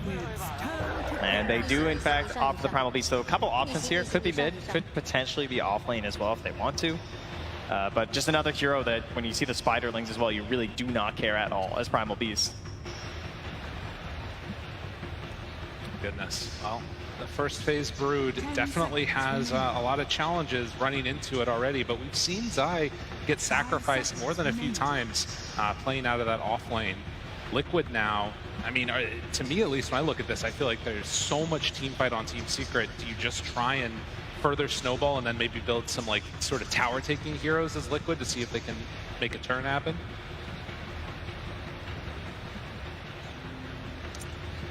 I'm actually not so sure what they can pick right now, because they usually want to pick next Punch, right? Maybe they could go back to like picking Asaf and Lina right now and save that last pick for Marty, because I think Marty can play a lot of heroes in Dota. And I think for Mickey, on the other hand, he probably wants to pick his hero now. That's how I feel like. And it does feel like he wants one of those like big range damage dealers, like you said. I mean, Lina's gone, but yeah, the SF does look very solid. Sort of fits with some of the timings that you could have as well. Try to get yourself like an earlier Roche, gives yourself a bit of a base to work off of here and stand his ground when you get into these situations versus the Monkey King sometimes with a good ulti or BKB. Oh, and down just to 5 seconds left into the reserve time on that last round, but they go for the Tiny. A big swap up there, not that physical damage hero. What's the goal here? What you're seeing? This is the comfort hero for Mika. Like back in the Han days, like long time ago, he will always play Tiny Han, and he was like, for me personally, he was like the best Tiny out there. So maybe they're just coming back, you know, playing comfort heroes. Like maybe it's potentially the last game of TI. So why not? They immediately ban another comfort hero, right? We're getting rid of all the comforts. Get rid of that lone druid. Don't want to give Matu any of his signature heroes right now. I mean, who knows? Maybe this Tiny actually goes carry, because I know that Matumba can play Tiny. That's a good point. Yeah, there's still that flex. And that's what you said you wanted to see, Taiga, going into the end of this draft, was Liquid with the last pick with a lot of flexibility still. Yeah, we might even see Matu playing mid and make even play carry Tiny, because it can actually happen. Zayat's trying to figure out what's going on. The look on his face is like, what are these guys playing? What's going on there? I'm seeing a lot of great Carapace plays, that's for sure. Tiny now in the pool too, Jakiro. Team Liquid's turn to ban. So Naga Siren taken out of the pool. No chances for any stall action from those illusion carries. But with last pick, the Team Secret draft, we already highlighted the team fight. What is it that they're missing out of their last pick, assuming that this Monkey King is the carry role for Chrysalis? I think they're missing like some kind of scaling hero for mid. I don't think Primal Beast scales as much until like very late. I think Monkey King is like the same. So I feel like they want to have, similar to Liquid, they want to have some kind of mid carry hero. And most of them are banned right now, so it'll be interesting to see what they pick. I mean, definitely they want range carry, but they also don't really need to, because the Monkey for sure will carry this game. Like the Monkey, one of the strongest late game heroes. It's just that the hero can also be a space maker. Like he has 2 ways to play. So if someone carries him to there, you know, Chrysalis of course very comfortable on that hero. Something like the Dawnbreaker still being in if you want to like find a Rezo hero too. I mean, I just think that maybe like, I mean, maybe they just go for the, I mean, SF looks bad. I mean, I guess, I mean, they want the range for sure. So like they get their game plays where like Kristas just sits on the trees, makes his brood like life hard, and just stays in his lane. Oh, co-op. Okay. Whoa. So what's the thought there? Well, co-op is kind of also semi-core, you know. They're essentially running like three semi-cores, like how we used to do back in the days with OG. So I actually like the draft a lot. It makes a lot of sense together. 10 seconds. But I think they might want to put Tiny carry if they can do that, and somehow fit the puck in this lineup. Down to the last couple of seconds here for Team Liquid. 4 seconds to decide their fate. And it's going to be... No random. Oh, the sniper. Right. Interesting. Thoughts as we get into this game here. The drafts have been completed. Sniper versus Queen of Pain. What are you guys thinking? Who's going to come away with this? Are we going to a game 3? I think we will go to a game 3. I see Mickey Tiny. I'm already excited. I mean, I understand the second pick is stronger, and of course they got like the counter picks and what they want, and they will get the lanes. But I will always go for Secret. They got a Monkey King. What do you want more from him? So let's see. Yeah. How do, like, let's say we're looking at Team Liquid though. Like, what do they need to do, Amar? I know you're cheering for Secret. What do they need to do to take this win on Liquid? How do they play this game? So, like, first big goal. I don't know. Just scale to the game, and you will win. And you'll win. That's a pretty good option. All right. That's all the discussion that you really need here, I guess, huh? And for Taiga, what do Liquid need to do to be able to claim this victory here? What's the recipe for success for them? If they can get stable lanes, because they are heavily counter-picking lanes right now, like Tiny into Quap might be pretty rough for Tiny, and Monkey into Brood, you know, Monkey's gonna win. So if Mickey can snowball this game and get 10 kills in like 20 minutes, I'm sure Liquid got this. All right, well, let's see indeed if they're going to be able to do that as we get ready to head on into this game number 2. As, again, one of those moments where it's all on the line. We'll see if they can make it happen. Going over to Sir Action Slacks right now as we get into this interview. Thank you so much, everybody. I am here with Heat from Team Secret. Woo! Heen, my friend, quite an intense game last time. You guys survived that very aggressive laning stage coming out from Liquid, and it looks like they have just as an aggressive lane this time. However, you guys have a Monkey King. That's not traditionally, you know, somebody that can survive getting run over. Are you confident in that pick? I don't know what you're talking about, and why would Monkey King get ran over? Well, you tell me. What is Monkey King good at? Hey, in my games, he's always throwing in the lane. Broodmother just eats his ass like it's nothing. We have a player with more than 2,000 games played on Monkey King, so I'm pretty confident. Okay, that is confident stuff right there, my friend. So I want to talk a little bit about the attitude of the team here. I mean, this is, you know, where you guys got to last year, a lot of pressure. Are they feeling it, or do you think it's just full confidence? No, I think we're feeling much better. We recovered after our loss against Thundra last night. We talked out what some of the issues were that led to like bad in-game comms. So, I mean, game 1 went great. So we're hoping to close it out 2-0. You're always so calm on these, Heen. All right, can we do a real crazy one? Give me an immortal fate. Make some ludicrous claim here about this game, please. Anything at all. Call it out. Babe Ruth it. We're gonna get 2 rampages on 2 players. 2 rampages on 2 players! All right, fantastic. Oh my God! This will be one of the greatest games in TI history as we throw it over to our casters. Thank you so much, Slacked. Absolutely baited there as usual for the interview. Able to get the coach to say some crazy things. Now, we might not have rampages here. We'll see if it ends up happening or not. But the one thing we definitely are going to have is some pretty nice comms. They started out this game with a little bit of love between the 2 teams while we were doing that interview, Trent. And now already into the laning stage. I've seen some of Zayev's comms, you know, to the enemy team when he stands up and screams. So, you know, I think maybe we'll get him one of those rampages that he's talking about. That'd be pretty impressive on Nick's Assassin. Might not be you, though. That's it. That'd be pretty crazy. Nisha going to take some damage there from the Tumba Man. But yeah, the start of this game, I believe I saw Resolution tip Insania and said Analyst Gaming, let's go. Yes. XD, because of course both of those players were analysts in the grand finals last year at TI, and now here they are playing for a spot in the grand finals. I believe they actually played in the All-Star match last year on grand finals day as well. Yeah. So this is a significant upgrade. It's true, absolutely. You know, we'll see if it ends up happening again. But of course, these players incredibly accomplished and have a lot of history together as well, but are going to be facing off now. Insania playing on the Jakiro. You know, we were talking to the panel and they were saying that they felt that this was a hero that gives a lot of that team fight, gives you some pushing potential. It looks like a fast draft from Liquid in some ways. I feel like he just didn't want to play Lich again. You know, it's a very similar idea and concept, but no, it's a little bit tankier, right? Just naturally with a higher strength, so you can maybe survive something like a boundless strike initiation, or at least require a little bit more of those enemy resources before your allies can try and get something else done in the engagement. Definitely going to have some issues versus the Nyx Assassin, though. Obviously, you have a lot of AoE abilities he can punish you on. As Mickey loses a triple Mango Courier, the fruit stand chopped down. That one hurts. In the same motion, you see Boxy getting a nice little pushback there on the puppy, hid behind a tree, and then started beating him up a little bit. Oh, Matsu, though, getting that big damage made on Nisha. Has a Fairy Fire still remaining, but certainly getting low here. And I know when we first saw this like sort of revitalization of Sniper that was happening in this tournament, I think the first game of it that we saw was Matumba Man playing on the Sniper and just going absolute ham. You could see there as well the rotation in towards mid, Boxy securing the water room. They did do the swap up, so it's Matu playing mid, and of course Mickey up there top on that Tiny. Yeah, they had that second pick in the draft this time, so they're able to respond to the lanes much more accurately, as secrets were pretty well set. Not a whole lot of flexibility you're going to see at that point once they picked up that Queen of Pain. They were just looking for that hero who's going to be very comfortable in the mid lane, and likely going to have a good time, as she does snag that range creep deny.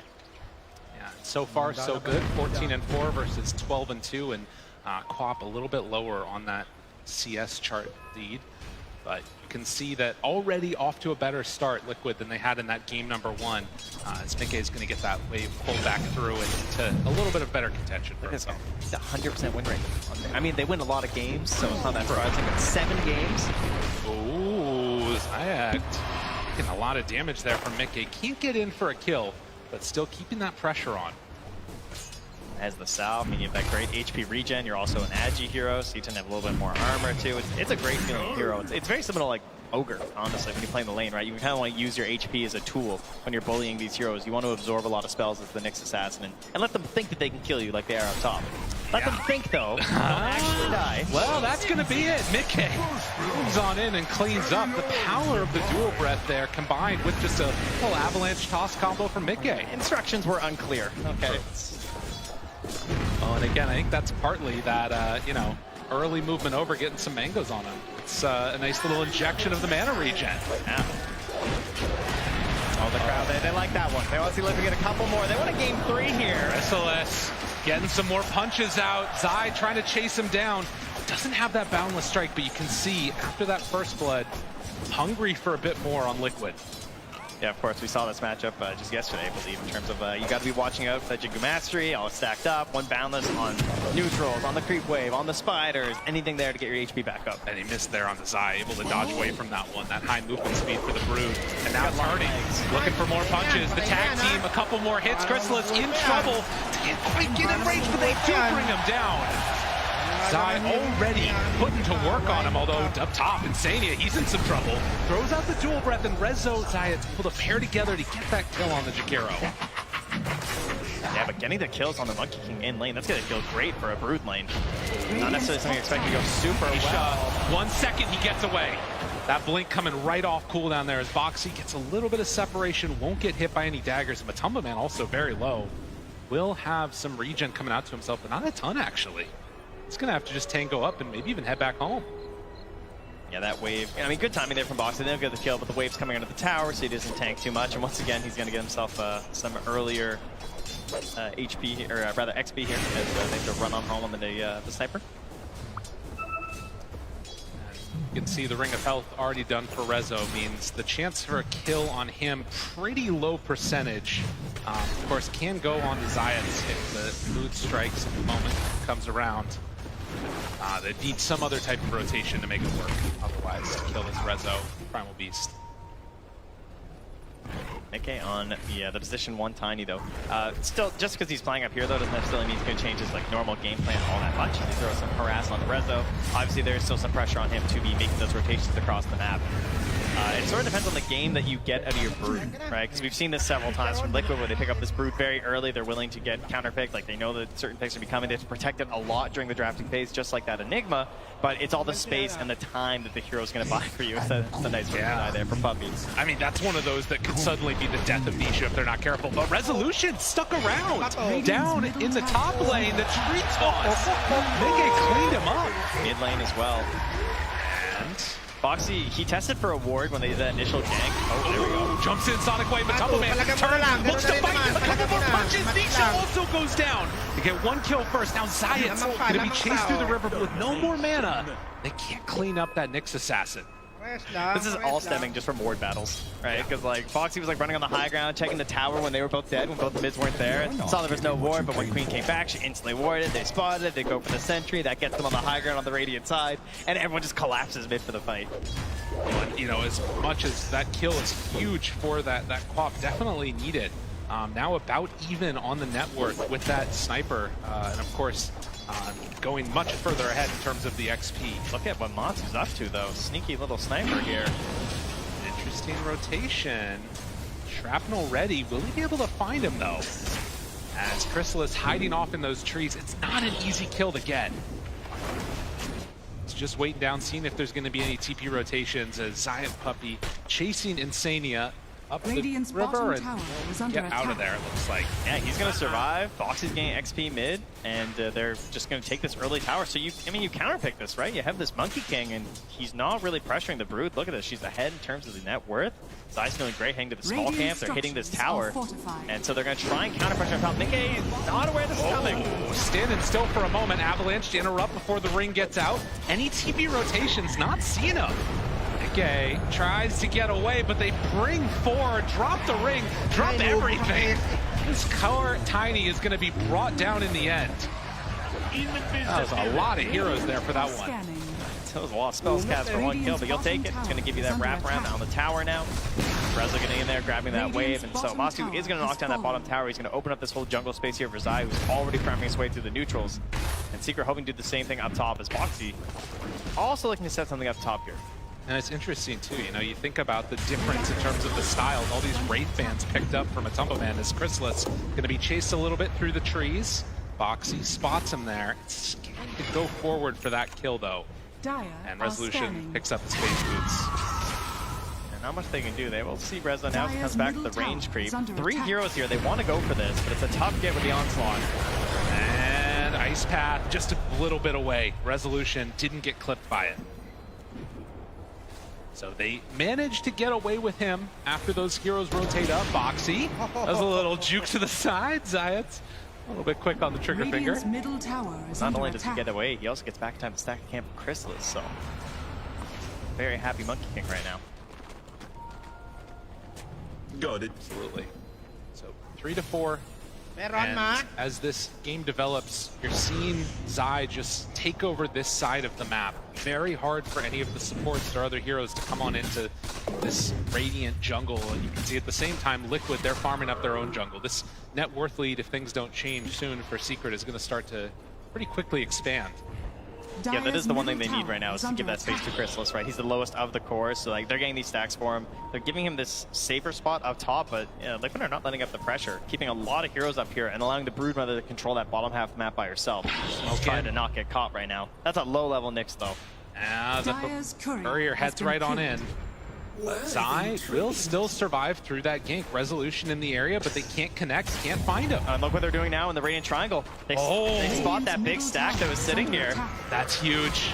Yeah, that was all built up. This was supposed to be how Chrysalis gets back into the game, and it's just not going to happen. Rezo even kind of left that there for him too, right? Like he could like trample that down, but he doesn't really have the build necessarily to go for that at the moment anyway, I suppose, like Chrysalis, right? So perhaps would have been better if someone else just grabbed it. Liquid very happy to see a triple stack though. Yeah, claim that one. And the status quo continues, which again, Secret gonna need to make something happen to disrupt this at some point, but with the Spike Carapace onto the Shrapnel, maybe shades of things to come later on in this game, but Matumba Man was able to just push out that creep wave And Liquid still having all three of those cores on top of the net worth pretty much. Next couple of minutes here, they are rotating top. Rezo just charged all of the spiders. He just munched the ball up right now. Very late pick in the draft, again, for the Primal Beast, right?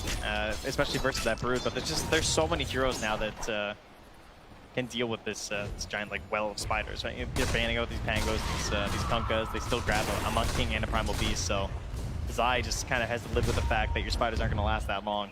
Just keep spamming them out for the vision right now. Letting them know if there's anyone dangerous in the area. Punching Puppey a little bit here. Now you can see, as Amar was talking about though, having that first spell versus the spiders. Kills the little ones right there. A bit of gold influx for position 5 never hurts. Very good. Keeping the pressure off of him from getting just completely bullied too. As Zai still living in this lane perfectly fine. Trying to get in towards his hood. And some more of those team fight items later on. While Secret content to just take half of this jungle, trying to get into that Witchblade for Queen of Pain. And again, the sort of question I have is, at what point does this break down? Is it just around ulti timings? Yeah, that is the real question, right? Like, who wants to make the first move? Bottling the regen, Boxy getting chased, a couple more punches, they have denied available, but can't get it. Instead, it's going to be Boxy going down in exchange for Zayat, so just a couple of heroes traded off. Zai caught for a moment with the pulverize, but he does manage to escape from there. Arcane Curse onto the Brood, backs away. Yeah, Crystal's also rotating over for this. I mean, not that it's that much of a punish on a Monkey King, huh? He's like already back up top after TPing there, so Crystal is well aware of how to abuse this hero, and I like the fact that... Oh, jumped in! That blink was mighty aggressive, sir! Nisha smelled some blood in the water. It was his own, though. Brought down quick. That looked like your silencer was maybe level 6 or something there, you know, you're home for a save. Not the case quite yet, 13 minutes, and he just gets it now on Puppey. Dire's top tower is under attack. That's another thing to always watch for these position 5 silencers, right? Is like trying to get that early buyback. Yeah. Because like you never know, right? Die first in the fight, obviously, if you just get the buyback and the ulti can turn everything when they're trying to target you. Is under attack. How much can they get out of this now? Mickey, he shows up. Playing Tumbler's toy, went for a spell. Puppey down low, gonna get Walrus punched to death. The buyback though, and the global. Need to get out with the rest of them. They will bring down one. Mickey to fall, but Tumbleman also goes down. Nisha was right on top of him, trying to finish him off. A couple more hits, and it is gonna be enough. But still, a big win after dive. After dive, it goes out. See, this is why you play 5 silencer. Yeah. Because they dive and they kill you, and it's okay. It's all right, guys. I'll just buy back global. It's fine. Ends up net positive for him as well, as you can see on the recap. Earned himself a solid 79 gold for throwing away his life. What a gamer. Big plays.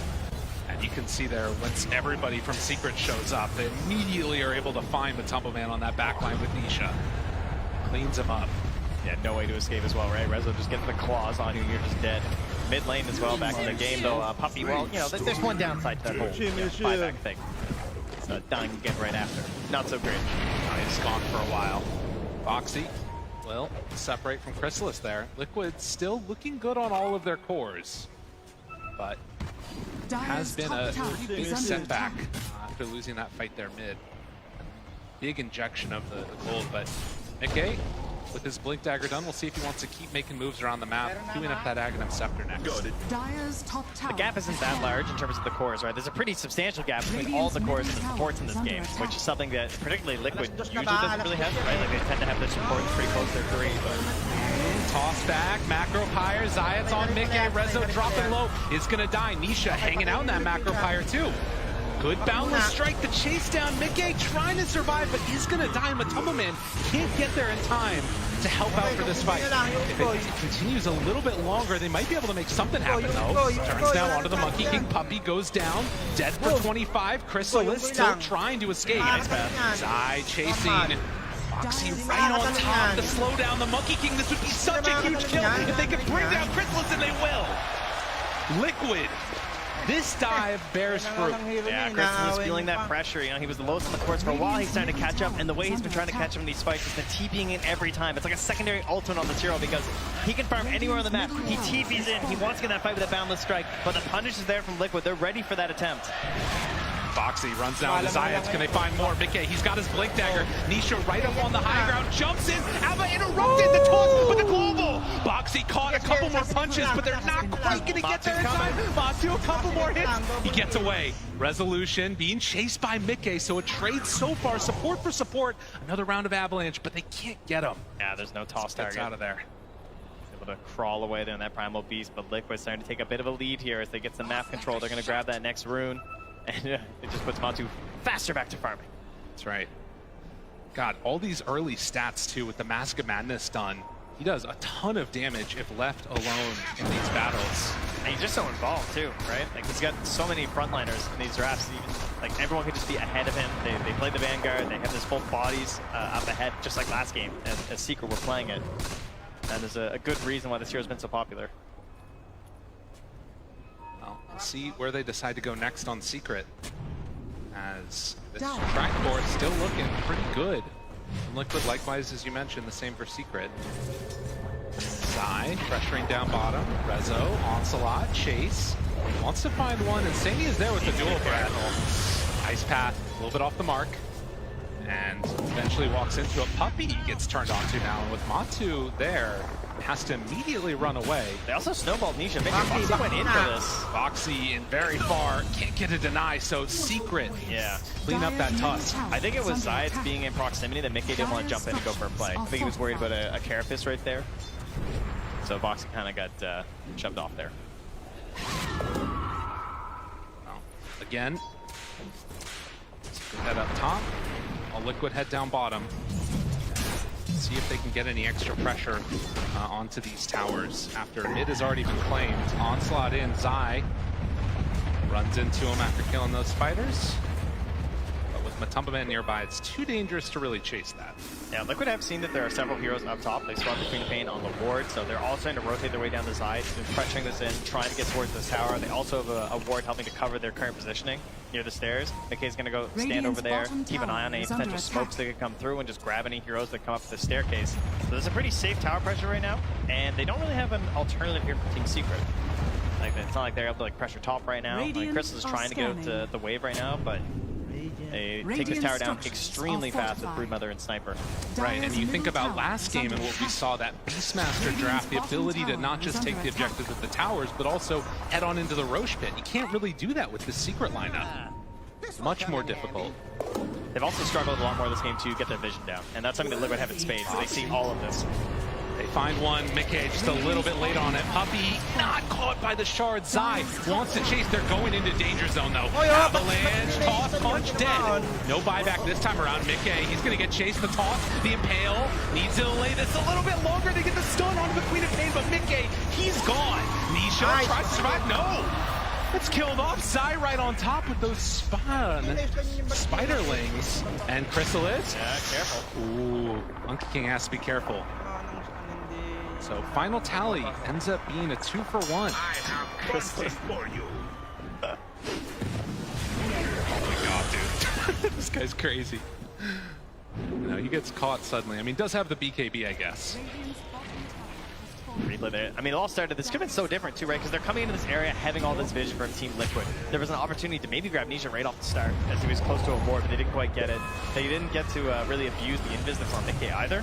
And grabbing Puppy at the start, sure, there's no buyback, but at least they're able to get Nisha right after there too. But didn't really feel like the biggest win that maybe I was expecting from Liquid, considering how much setup and prep I feel like they had for the moment. Yeah, when those don't pay off, it can be pretty rough.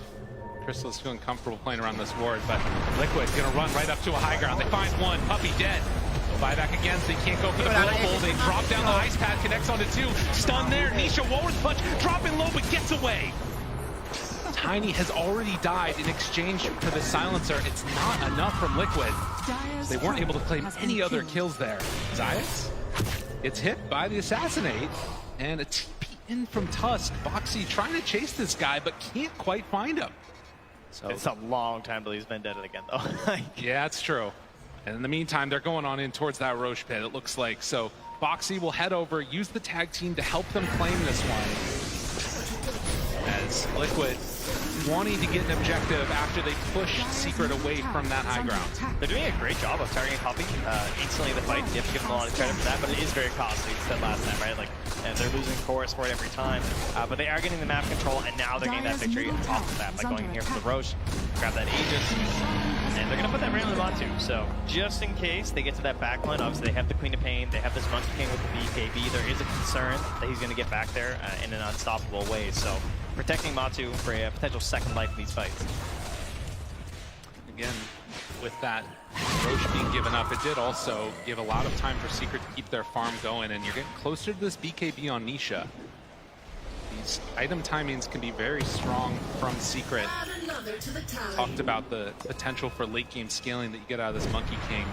Chrysalis with over 2,000 games played on the hero definitely knows his limits.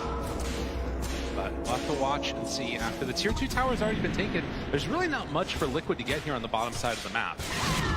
Just grabbing that farm, trying to stack Matu up just a little bit higher. Obviously, we heard our panelists there, ATF and Taga, talking about this idea of like the semi-cores, right? Like the Monkey King, the Queen of Pain, the Primal Beast, they're all very capable of fighting at this point in the game. But they're also fairly capable in terms of like, their scaling and the options they have. Obviously, the Monkey King being one of the best hard carries going late. So Liquid are much more all in on the sniper.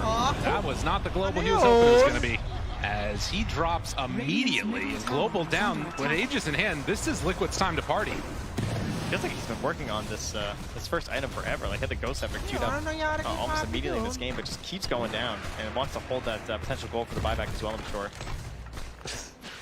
As the movement up, Nisha found Ice Path there. Nisha going to die. Mickey finds that target. That was huge. And doing so much work for them. Obviously, Secret feeling kind of safe in the area because he has his own wards nearby. Relying on these again from Team Secret, sort of cutting off that part of the map, giving that vision across a line there to try and give Nisha the capability to go up there and farm, but punished, dying there again on the Queen of Pain, a hero that really struggles when you die 5 times in a game. And you can see now that this pressure that's being mounted, Matumba Man is still standing up front and center with not that many heroes behind him. The rest of the team spread out across the map, but they're going to continue this movement and not willing to back out. They want to push this advantage as much as possible right now. Boxy's still not at that Blink Dagger, but you can see Liquid. It's a small lead, but it might start growing over these next couple minutes unless Secret do something different. They just ice sharded insanely to the high ground there. That's pretty cool. Then forced it back down after there to check for some wards. So the positioning's been great from Liquid as well. They are ensuring that this Tusk and this Jakiro are in between where they assume the heroes of Team Secret are and Matu, right? Like, you don't tend to think of these range supports necessarily as playing that, but that's one of the benefits of being a Jakiro. Also having that Force Staff. There's the Force Staff there on Matu. We're stacking up Force Staffs once again because they just get more and more powerful for everyone that you have. And they've still been working on Boxy's Blink for a very long time, though. That is one unusual part, I guess, in terms of this being a Liquid game, right? Like that, Boxy being the lowest on the net worth is not usually something you can see, right? Well, only 2,000 gold separating these two teams. Boxy hunting there. Can't connect with Resolution, it looks like, as he will onslaught away. While in the meantime, Chrysalis has finished off the Deso, so more into this, like, just big, huge burst of damage that's coming from this lineup, it looks like. As Zai's going to send those spiders all across the map. Yeah, I will say, you know, as a parent here, I think Zai's, you know, children probably not the biggest fans. I feel like a lot of them have been dying, just being tossed asunder across the map. But how about the fact that Zai hasn't died yet? That's been crazy. In a first phase Broodmother versus Queen of Pain, Monkey King, and a Primal Beast. And they were hunting him for so long. Insania, he is going to go down, though. He's died a couple times. Yeah, that's a classic. And also, to some extent, playing his role. They're still grouped around up here. And in fact, Secret, they want to take the fight to them maybe now on Team Liquid. BKB done as well as that Wraith Pact. Oh, this could be a huge moment for them. There's 50 seconds left on that Aegis, so there's a bit of a window in terms of, you know, if they want to have a later fight, but this could also just be the, you know, you're down one hero, you're probably going to split up and farm, let's try and grab a kill. Zai spots him immediately, needs to hide away, but there's nowhere to hide. You had to cast a curse him, Trent. You talk about how he doesn't have any deaths, immediately goes down. But it was impressive. One death, still pretty impressive, I gotta say. That's fair. 25 minutes, and with this Aegis expiring, looks like we're gonna have to look to that next round before they go for another big fight. This next Roche is gonna be huge. Yeah, that's a great feeling for Secret. I mean, you gave up that Aegis, but you're the ones who are getting out on the map. You're grabbing a couple of kills, getting your cores out a little bit further. It was a lot of smoking up together and running around, so it's not going to have the biggest impact on the overall net worth, but at least it's keeping you a little bit closer in this game than just like sitting back and hiding in the fog, right? If there's anything they need to do right now, it's definitely vision. You look out on this map right now, they cannot see a damn thing as Team Secret, and this is something that you're trying to get that vision from Xayah. It's much more reliant on the Nyx Assassin in this game because they don't have the Beastmaster to try and help prop up that vision game. Likewise for Liquid, needing to get some vision down themselves. It's mainly been by virtue of those spiders that have been tossed out. But man, Daedalus done next. But Tumbleman not concerned about a BKB. He's like, I have one job. If I'm not punching people, we're losing this game. Attack Dire are scared. It's a good strat. But of course, a couple of these different heroes that have avenues to get on top of them, whether it's that Blink from the Queen of Pain, the Nyx Assassin, Monkey King jumping on him from out of the trees, they have to do a great job of protecting this sniper with the rest of the Liquid lineup. They were so close to just spawning a invisible Nyx Assassin running through there. Just came through with the Ob Sentry combo now there. But I saw some circles on the map there from Rezo. Seems to have a great idea of where Liquid are playing. Heading down bottom, Insania's there. They've got the jump right at the start. Find themselves two, but the Spike Carapace. Will it be enough global to interrupt? And they get the control onto this Tusk. Can they find any more? Zai, he can only look on. Mickey has to run away. Crystal is still right on top. The BKB wearing off soon. Insania's there. He can't stop him.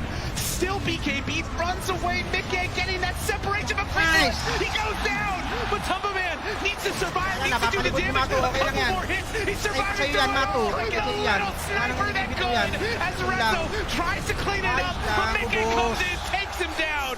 Xayah, the last one in the fight, left alive. Liquid. They did it to him. That was a frightening fight of positioning there. He had to force that into the Wukong's command to survive. And then so he has to kill Chrysalis in that moment, or things can turn so bad for Liquid. But they grab the kills, they turn, they eventually get Matu, but the cost was high as they now go to the high ground with the spiders in tow. And trying to clean up these buildings. I mean, Puppy has to hold off on this one, but Mickey, if he's left alone with these spiders to take down this tower, it's an easy movement into the racks. Obviously, you have the sniper left alive. This building is gone, but Mickey, I mean, he's in a little bit of trouble there. Tries to TP out. He's going to be fine. But get a tier 3 tower, a substantial gold lead. So take a look at this replay here. And the way that started too, the blink in with the Carapace there. Excellent play layered on top of the global. Mickey held his BKB for after, so he's able to get involved in this fight, start tossing out some of these big spells. Espresso just like runs wild through this. But this was the big part, right? The Wukong comes out, and they actually get on Matu with the Primal Beast. That was pretty scary on the left-hand side, but then he's in, they get Chrysalis. Mickey barely surviving as well. And he's able to help turn that fight around there, as they have no choice but to fully focus on Matu. Right, and barely able to come on in the clutch here. I mean, again, we talked about it. No BKB on the sniper, which means he just has to keep clicking. And he was able to do enough damage before he died to make it work. Now has that Elven Tunic in tow too. Secret, grouped together, smoked. They're right on top of all these spiders. And Liquid, they're going to be aware of this. Still 2 minutes till Roche is capable of respawning. A relatively long timer on that. Oh, that's the real one, yeah. It's coming on back up, so.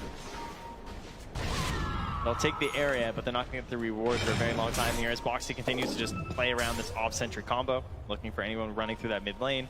Obviously, at this point in the game, this is where the danger tends to be, right? These mid-lane waves.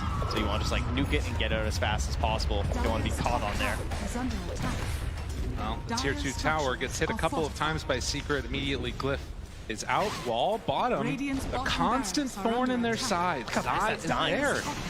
These spiders just rip it asunder. And that's the pipe. Ranged Rax. That is just gone. Yeah, the pipe does it. And look at that. Zai gets the kill, keeps the pressure on. They need to deal with this. If Puppy shows for that long, or Nisha, this could be an easy blow, but Zayat's there to interrupt too. Just more and more TPs just keep coming. They're just like, wait, are they going to stay around here? I mean, they're sticking around. The smoke out. They don't go for it, though. They're not going to stick the whole time. Look at the line drawn instantly, immediately towards that pit. 50 seconds until Roche is back up, though. They're going to get there before it's up. And Secret, will they decide to go out and fight them? This is one of those big macro plays you're going to see a lot in Dota. They've into the game is that pressuring that bottom tower to pull them away from that Roach Pit. Now Liquid want to take that territory. They want that vision here to have the good fight around the Roach Pit. And now they have the good fight, and Mickey, he finds the good pick off Boxy. Can they bring him down in time? Resolution so low. And Chrysalis on the back. Where's the Tubman? He's not there to help him yet. He wants a bit of target to grab. Can they do it? Chase, Nisha finds him, gets the kill. Mickey, he's got to get out of there. BKB wants to run, nowhere to go though. The bash is out. Nisha will manage to survive. Secret, they win that fight off of that global. Such a necessary fight for Team Secret right now. Grabbing Matu, the perfect way to start off this fight. It's the one thing that can't happen for Team Liquid. And so much of it was committed on this Primal Beast right at the start, but he's able to get off the BKB. Oh, the spider whole game. Had to take a second to process what just happened there. Zai is going to run away. I think Liquid might be feeling the same way here. Is obviously they didn't commit for the instant buyback on the sniper. That means he really doesn't want to do it now. And they're going to start moving in towards that pit. Liquid, they have some vision around here. They do end up scanning near their high ground to see if there's any smoked heroes coming by, but might be time to go over a little bit of a risky play here. Yeah, got to be careful. We're watching this replay, but in the game, they have the ice pad down, have good vision. Boxy, he's right away caught and killed. Does have buyback still. Matumba, man, they're so close. And Roche is actually not quite low enough. Zayas finds Insania, but they can't get him. Buying enough time for the rest of the team to show back up. The buyback is there from the Tusk. Matumba Man tries to show Mickey. Do they have the damage? Gets the blink away. He's still solo and doesn't have a way to dodge this. But Nisha survives. 70 HP. I don't quite have it. Insania's now dead. Matumba Man always in Death Valley. Crystal is right on top. Needs to get away. Boxy there for the punch. Matumba Man, he survives through it all. Liquid, they did it. They actually did it. All the delays coming in from the support. They kicked them out of the Roach Pit. They forced a secondary fight. Nisha forced all the way back home as well. Now they're in there. They're grabbing Roche. They can't get back here in time. Oh, and another Aegis claimed by this sniper in the midst of chaos when everything is at its most crazy. That's what it feels like Liquid somehow managed to make the best happen. Now, Secret, I mean, that one dream fight where they managed to get Matu right at the start, that's what they needed in that Radiant high ground there. But now he's got himself the concussive grenade there with a shard, so a little bit extra help there. Look at that. Hex done on the Broodmother now. Obviously, Secret still have incredible team fight, but they need all their heroes to be back up. Chrysalis alive in 15 seconds, while Liquid, they want to try and claim these buildings now. Okay, does have that Aghanim Scepter done as Nisha zoned back for a moment. I mean, it's still so hard to go high ground here. And Enchanted Quiver picked up as they are have another big creep wave coming in through top. I'm curious if Liquid even want to try and push it that hard here, if they feel comfortable going into the later stages. Yeah, it's a bit of a, again, a tough one to go high ground here. You really don't want to be stuck inside of Wukong's command. Get botched down here. At least wait for the BKB, right? Yes, he has actually fully purchased it now on Matu, so certainly much more capable of engaging and putting himself in slightly riskier positions, like hitting a tower. If you're Team Secret, though, I mean, he's still the #1 target, right? Obviously, with the Aegis, there are some questions to that. Maybe you can try and just disable him and try and pick off someone else like Mickey, but he's got that BKB. And Poppy, there's so much pressure on him as the silencer. Like, when do you actually pop the ulti, right? Yeah. Try and go for an offensive play. Jumps in. They find it. Chrysalis immediately there with the BKB. Gets the Force Staff away. Gets Matu out, but the Pulverize is there. So round one. Oh, actually, Matumba Man needs to go down. Keep him alive. He does finally fall to the Sonic Wave, but they needed that for that second life. He never popped the BKB, though. He did hold it that whole time. Get the concussive grenade, drew it out a little bit further, and losing Chrysalis is huge. That was so enormous for Liquid, and taking this tier 3 tower now, going on to the high ground. Secret, I don't know if they have enough left in the tank. They're going to smoke up with everybody. He needs a big blink play. They got to find it. The big stun is there. The big interrupt. Resolution trying to kill him up with a snowball. Boxy was there. Zayat now turned upon, but Tumba Man ready to clink them all down. Resolution trying to escape, but there is no escape. Matu is here. Matu is strong. Oh, Nisha tried to hold him back with a halberd. He was just there, stuck plinking away, helpless in his BKB, but it didn't matter. They didn't get enough done during that halberd. And now they've taken the high ground here, moving towards that mid lane. Liquid looking to force a game 3 here in Singapore. This would be huge for them. Again, such a dominant performance in Secret throughout this tournament in that game number 1. Liquid needing to get this to force it. They want to keep their hopes alive. Punches are out. The buyback is there from the Nyx assassin. Jump in, Nisha, just trying to force them back. And without those BKBs, they needed a second at least to reset. Liquid still no Aegis in hand and 40 seconds on the BKB for Sniper. All the buildings have been crumbling though. It's just now 2 melee barracks remaining. Oh, sorry, 1 melee, 1 ranged even. Worst case scenario here. Team Secret. He's not gonna have that constant spider pressure. You know what's interesting though is that in so many of these games, we've seen some of these teams that have fallen behind really early in multiple racks, and it still comes down to needing to win a team fight. If Secret can keep winning those, it could be their recipe for success. But right now, at least Liquid in firm control of this game. Yes, many of the players on this Liquid roster are, you know, no strangers to Mega Creep games. They know it does not necessarily mean the end. We will have to wait if it does indeed happen this time. Another minute or so until the next round of those neutrals are coming up. And looking at it, I think actually they don't even have all of their neutrals yet on Team Secret. They haven't been able to get out for the tier 4s or even the tier 3s. Yeah, when they do get it on the map right now, it's mostly been just to battle. It's to fight, right? And then like the second the fight ends, it feels like they just need to run to whatever the prize was after, be it Roche or to a tier 2 to defend there. There's not a lot of time for them to get on the map and actually farm up these neutrals. Well, BKB's back off cooldown, and for Secret, that means they got to be careful. A lot of spiders ready to run at that range racks while Liquid is down bottom. And TP coming in. Zai sends the spiders with the pipe. Gotta watch the halberd from Nisha. Gotta watch the blink stuns from Zayats. Those are like they can't even deal with the spiders. The spiders just take out. Oh, barely. Rezo has to charge through the kill the spiders. Taking the bottom one too. He's splitting them up, splitting the defense. It's so hard. How do you even find it? And there it is. The blink in. The BKB, but do they have enough to get out? Chrysalis, a good stun, drops down the ring. They have the damage. Can he survive through the right clicks coming from a Tumbleman though? That Sniper, he's just too strong. They take down that melee racks. Liquid wanting to get Mega Creeps. Finish this one off. And they're going to do it in style. Megas for Liquid. And Secret, it is a huge hill to climb to try and come back into this. I mean, they have some of the heroes, though. They do. Oh, they got the Monkey King. They got themselves a Queen of Pain. A big pure damage swings. Certainly heroes that are known for being able to itemize in many different ways as well for certain situations. But it's an 18K lead. You know, don't get it twisted. Liquid are in a very good spot right now. Let's see now if they will find anybody on these wards here, hoping to catch somebody from Liquid slipping, but everybody out of vision, waiting for those BKBs to come back up again, farming up that next section of the neutrals. And just the power of this draft that Liquid has been able to assemble. Look incredibly good in this game number 2. Trying to force it to the game 3. And I think right now, too, the other thing that you got to be watching for is, like, any of these little illusion play moments, they have to go for this. They don't know that it's an illusion, obviously, now they do, but if there's any chance for anybody to be caught off guard, it's a quick jump. Feels like Zayas just has so much pressure on him as well. I think the best initiation they've got right now. Oh my god, they got Matu in. The whole teammate, but can they get him? Rezo, no friends nearby.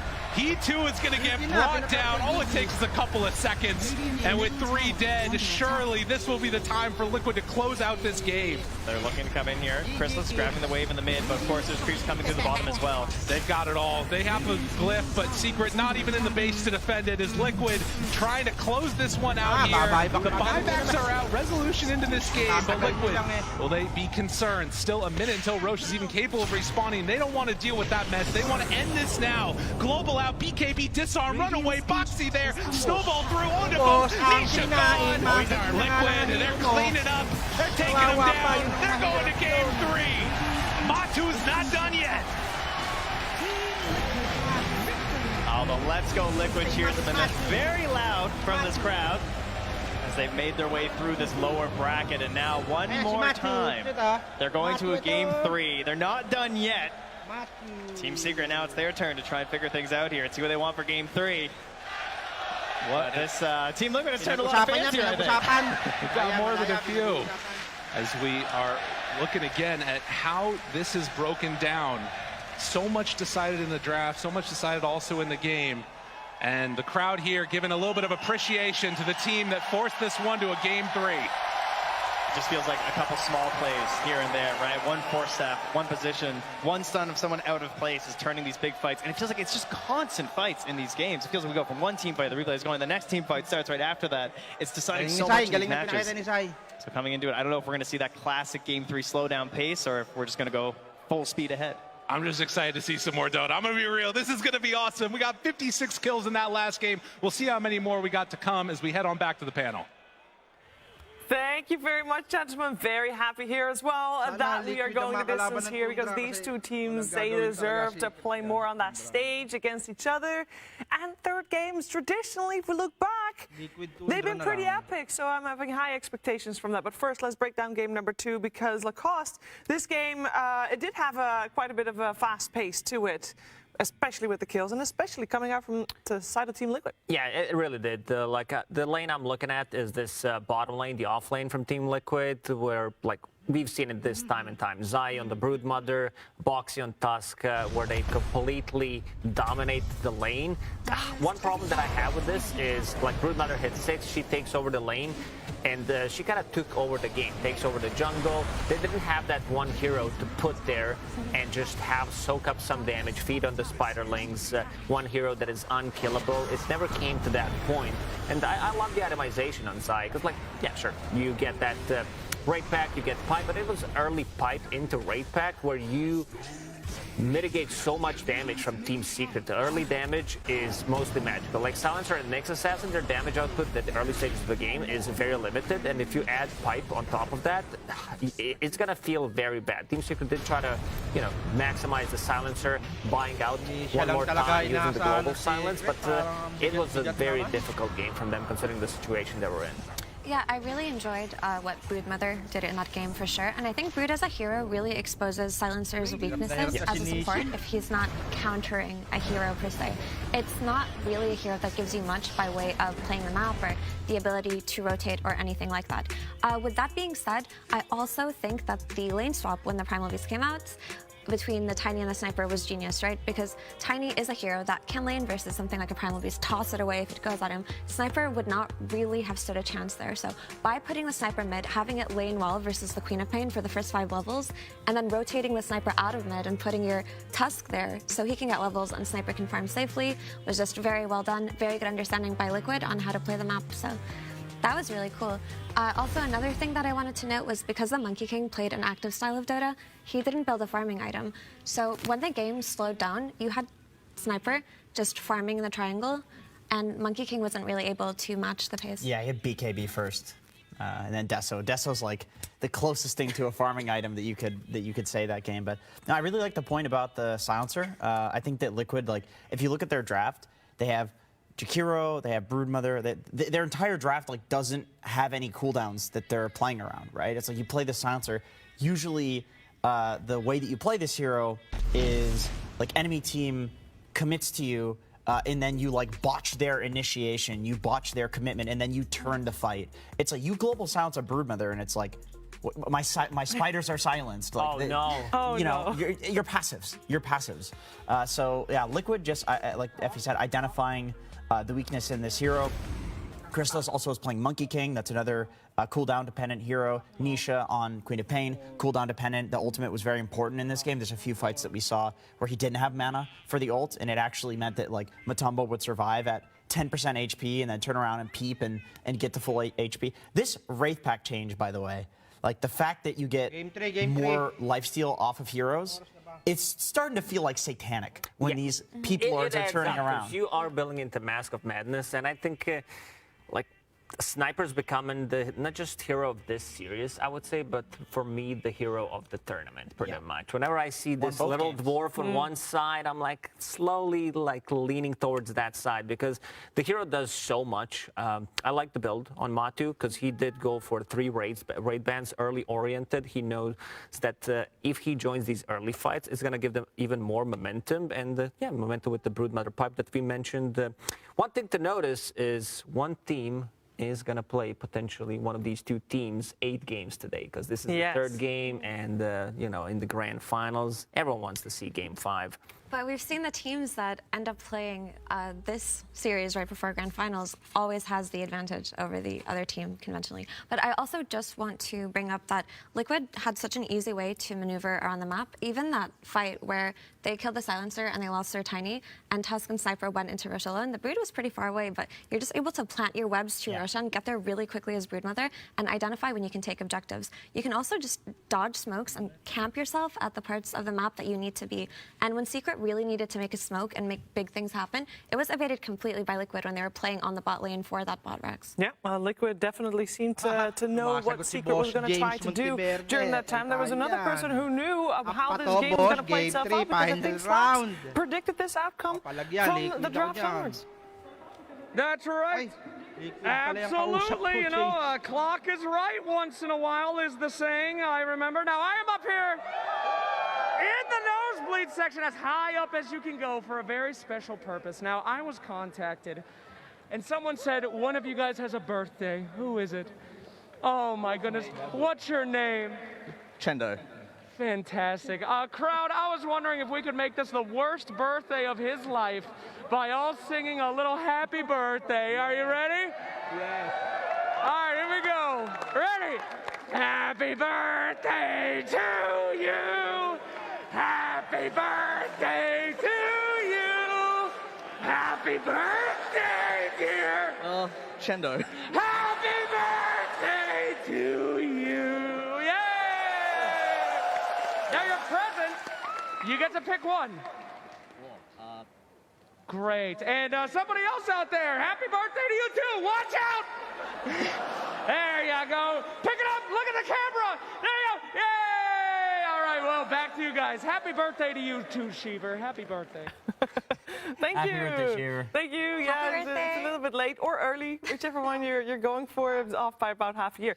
It's all good though, because we are here to celebrate everything, especially the Dota 2 being played, but also friendship and love. And that friendship was there was a little bit of friendship last year, and the Team Secret roster was a little bit broken. Just in case you missed it, Matu and Zai left Team Secret right after TI10, where they came 3rd. So that is the very spot that they're both in right now. And that was not something that Puppy wanted to have happen, Effie. No, he didn't. When you look at that iteration of Secret from last TI, it had such an incredibly dominant phase throughout the online tournament era where they just felt like the best team in the world, right? And then when it came up to that TI, the results were great. 3rd place is not something to be scoffed at. That roster definitely had potential to go far, but just like in all things, your players get poached. Maybe they Zai and Matu are very brave, saying no to Puppy. And you probably needed to say that into his face. They weren't in the same room. They probably weren't in the same room. That was actually, it was all done over computer screens. And Puppy talks in that same interview about how much easier it was because it was all digital. Now, it did lead to good results because in the end, they have 2 players that re-embody that friendship and love. It's Zayach and Rezo. I have a friend, which is Ice. We played together for like 2 years. It's amazing to, be on the lane with a guy who you really enjoy talking to. So it was the middle of the season, and I was like, yeah, I'm ready to roll, And who do I go with? I have one friend. I have a guy who I can talk to. So we happened to call and was like, yo, guys, yo, bro, what are you gonna do? I were really tryharding in pubs. I played every day around of 10 games, and also my win rate was very high. I back my rank 50, around of 50, and I were very in good form, I guess. So we're like, who we can join, and we're like, maybe some alliance. They're like a bit shaky right here and there.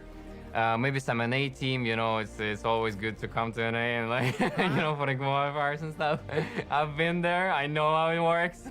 Maybe I can do the same, you know. And the third idea was like, maybe Team Secret, but it's like, nah, dude, no way, like it's wet dreams, you know. Clement was like, what position are you playing anyways? I'm like, dude, I'm playing offlane for 2 years now, like, come on. That's such a Clement thing to say, but anyways. We just wait a little bit, and after some time, he's like, yo, bro, I got invited to Secret. Yeah, at the moment when Clement called me, I was so surprised, because how to say, I didn't know that might happen, to be honest. And he's like, he's playing there, and then at one point he's like, yo, bro, what are you doing next week? I'm like, what am I doing? I'm playing, you know, chilling. He's like, you want to play a tournament in Riyadh? I was like, hell yeah, like, let's do it. And then basically, like, you know, they decided to make, you know, to try mid standing on that tournament, and things went great from there on. I'm pretty happy to being here, and also I believe in Team Secret I can do a lot. I mean, long history, so let's see. It was just a thought, but I didn't really believe that it could happen. But you know, here I am, wearing the eye on my T-shirt right now. That's crazy. Life is crazy sometimes, for sure. It's actually incredibly wholesome how both of them are now on Team Secret. And they are on the final day, and they are doing pretty well. Both teams, though, one game away from taking that second spot in the grand finals against Tundra. And only one team can advance, which is a lot of pressure. That is a lot of pressure. You can feel it from all the way over here. We can feel the pressure that is on this one. I'll just give it Dota 2, Effie. It should be fine, right? It'll be fine. What does it even mean at this point? Top 3 still top 3. Yeah. Nah, there's a lot of pressure in this game 3. Yeah, obviously, both of these teams so badly want to make it to the grand finals. They are the LCQ teams. They were the underestimated teams after the end of the DPC tours this year, and they both have a lot to prove. I think for Puppy, the only thing remaining for him to do is just win his second TI, get that first place with Secret finally, and who knows what's going to happen next for him after that. Same for that, man, although we do know what's going to happen after that. We do, but yeah, going back to pressure, Team Liquid, they had a magical lower run bracket so far. So you know that they've been on the brink of elimination so many times this tournament, beating Entity 2-0, beating OG 2-0, then Thunder Awaken in one of the best series of all time, and then beating Astra as well, clutch series as well, and now pushing into the game 3 as well. But that was just a really wholesome video that we just saw. I'm still thinking about it, but you can really see the synergy between Resolution and Zayats in that one. And I'm also glad that he told that story, because at ESL Malaysia, he did mention that they both wanted to join Team Secret, but they didn't really know how to facilitate that. And it just ended up happening for them. So it was just really cool to see. I think Resolution as a player has grown so much over the years. His hero pool has expanded. He's played so many different roles. He's bounced around from region to region, and he announced his retirement after last TI. But as we know, in Dota, Jenkins, nobody stays retired. Really yeah, that's why, you know, I look at Matumba, and I think, like, we've talked about it so much because the absolute legend is retiring. You know, it's like, is he really going to after this run? I mean, Liquid has been backed into a corner 3 times. They've been in that game 3 where they claw it back, right? They've won 3 game 3s in the lower bracket. It's actually been clawing because it was not easy. No, it wasn't easy. Every time it wasn't easy. And then already they weren't supposed to be here. They got in through the last chance qualifiers. So it's like, we talked like previously when we saw them walking on, oh, they look like they feel no pressure, both of these teams. It's because how could their brains have any chemicals left to feel pressure at this point? They've been pressured for like 2 weeks straight. These guys are ice cold now.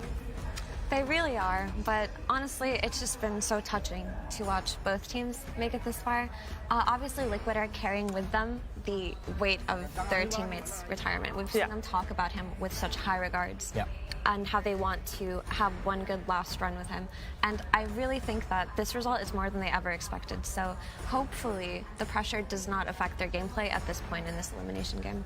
And also, we do overuse a word Giga Chat quite a lot, you know, but first time hearing it, Giga Coach. That's a new one. Team Liquid with 3 coaches. 3 people, yeah. Yeah, it's one entity.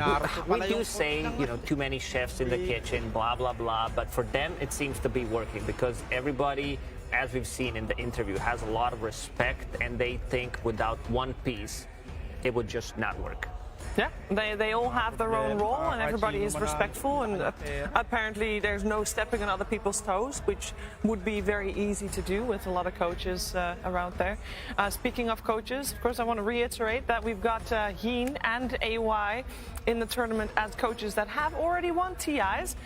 Blitz, this is his first TI in the booths, and I say that because he has obviously been at a lot of TIs as talent. We're going to find out how much impact the coaches will have had during the drafting of this third and deciding game. Team Secret versus Team Liquid. Game 3.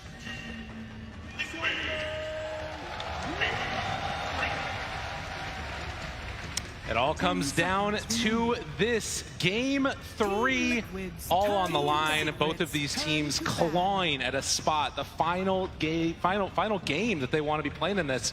You guys got to watch backstage. Just before we even see the draft, who do you think has the momentum coming into this? Who are you kind of favoring? Are you just going to stay biased with your old teammates?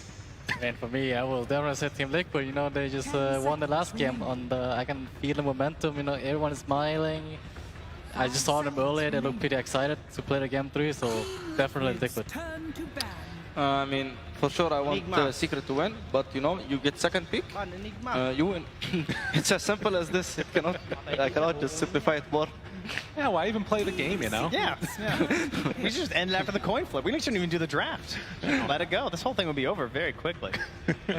Well, we do have a draft that's going to get taken place now, and you can see a couple of changes already coming out. So the Brood Mother taken out of the pool, CM. This was a hero that's also risen in popularity a lot. Marcy and the Lesh. So a couple of those key heroes that we've seen still left in the pool. What are you guys liking? And also, how does that second pick affect the rest of the draft going in? I mean, the second pick is just way easier to draft, and like you will just counter pick into counter pick, and like you just pick on first stage something solid that even if you counter it, it's fine. Whoa. Okay. That is not what I was anticipating. Nobody wants to go out on Silencer. All right, that's just how it is. I actually thought they would pick Silencer when they banned Brood, because now Enigma's in the pool. And actually, Inch is not that bad into Brood because you know the shot. I don't think you guys have seen it before. Little friends. Yeah. Yeah. Because if you put that spell on the enemy target, all the spiders goes on him. So that should be pretty funny. Funny, is it good though? Everybody says that shard is garbage. I actually used it once. It's actually pretty good. People just doesn't know how to use it properly. Okay. Yeah. All right. I'm with you. Sounds good. Well, they do have, like you said, that Enigma open. Do Team Liquid want to go for it, though? Again, that hero has been all over the place in terms of some success, some failure, and Silencer's still in the pool, so if they wanted to swap it to another core role or something, they could do that also. I feel like maybe they want to go for the Lina, because last game the Lina was banned by Secret, now they changed it to Brood. So maybe there is something with the Lina. It should be Enigma, I think. Enigma Tusk, maybe? Oh, you're right, Amar. Interesting. So what is it about this Lina? You said there might be something about this Lina. What is it that makes this hero so insanely good, particularly for Liquid? I mean, I think they get what they want. Mickey plays like the carry from the mid lane. Matumba gets his lane-winning hero who stuns or just doesn't die, and is just good into the meta. Like the meta mid laners, Lina can lane into Leshrac and Desif. Okay. Oh, well, I mean, you got the Lina right now. We got the best hero, the game-winning hero. You know, you're looking for Team Secret to take the W. They've got the Beastmaster. It's got to be feeling pretty good now. They got the natural disaster. They got everything. Natural disaster. Wow. Oh my goodness. Well, the Enchantress definitely applies a ton of early pressure, as does the Beastmaster. I mean, I'm looking at these drafts, and I'm just seeing tower after tower getting taken. Obviously, you do have some good outspam, but Taiga, are you concerned about all of that pressure that Team Secret has running early? I think after what we have seen in Game 1, I think they should have better answers now on Liquid. I think they're looking for something that would fight them, fight the Beastmaster and Ench on the early game. Because right now they only have Tusk and Lina, and they're not like the best heroes. They need to add something else, like something more like a strong early game hero to fight this beast. Because the moment this beast takes your tower, your jungle is done. It's gone, and they need to somehow retake this jungle, and they also need to apply their own pressure. So I think they maybe another sniper game. You know, sniper is pretty good against that to D-push when they come. So but they actually ban them themselves. Huh. Interesting. Zayat will actually get a chance to maybe see some other heroes before he's picked, which has been a little unusual, I would say, for Zayat this tournament, right? He kind of gets this like first phase hero, just has to deal with it. They end up banning like 3 heroes in a row to try and protect him. So that Enigma, as I said, is still in though, but probably going to be Insania's hero out of this phase, and then we're going to have that double counter pick for both Matu and Zai. 10 seconds remaining. Yeah, I can also see maybe Wyvern for Insania. He hasn't played a hero for a while, like Wyvern, Phoenix, sometimes teamfight hero, because they really lack teamfight on the Liquor right now, and they usually want to have at least one teamfight hero on support. Now that I pick Tusk, they will need to add something that synergizes with Tusk, which is like Phoenix, Wyvern, Jakiro for example, but Jakiro is banned, so we'll see. I do like that Wyvern that you're talking about. That always feels like it's really nice against a Beastmaster, and you pair that together with obviously the little friends and everything else that you got working with you for the Enchantress. It can definitely turn the tides of a battle very quickly. And of course, we've also seen that combination be really good. You know, Winner's Curse into just an LSA, people get blown up. I'm not so sure about the Wyvern. Like, the hero is weak, and like the out tempo might be so much. Like, yeah, he's good into Beast. Beast cannot just send his units how much he wants, but it feels like it kind of drags his team down.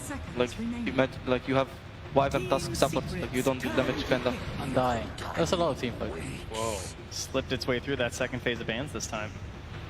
Often getting removed here. Obviously started out as pretty much the hero of the tournament, it felt like. I felt like teams had to address it a lot in their drafts, like Snapfires or something, to try and handle this tombstone, someone who can naturally hit it, but I mean, the sniper's already gone as well, so could maybe be an option for Secret. Of course, then that's putting Zayats on a... I mean, it's actually a pretty good 4, I'd say, for the way that they like to play their lanes. Definitely could be strong. Needing to come up with some type of an answer. You were talking earlier also about like the Maranas, things like that as a potential answer. Is it like you have to really go super hard on a tombstone answer, or do you feel like you can get that from like, you know, a little bit here, a little bit there, like some from Enchantress, some from other heroes? I feel like they have Beast and Lynch. They can... It's easy Tomb killers. Like, I don't feel like they have a problem with Tomb. Got some attack speed, got some range, it's always good, but the crowd, look at that. You know, they love the player hero combos. Got themselves an Invoker picked here.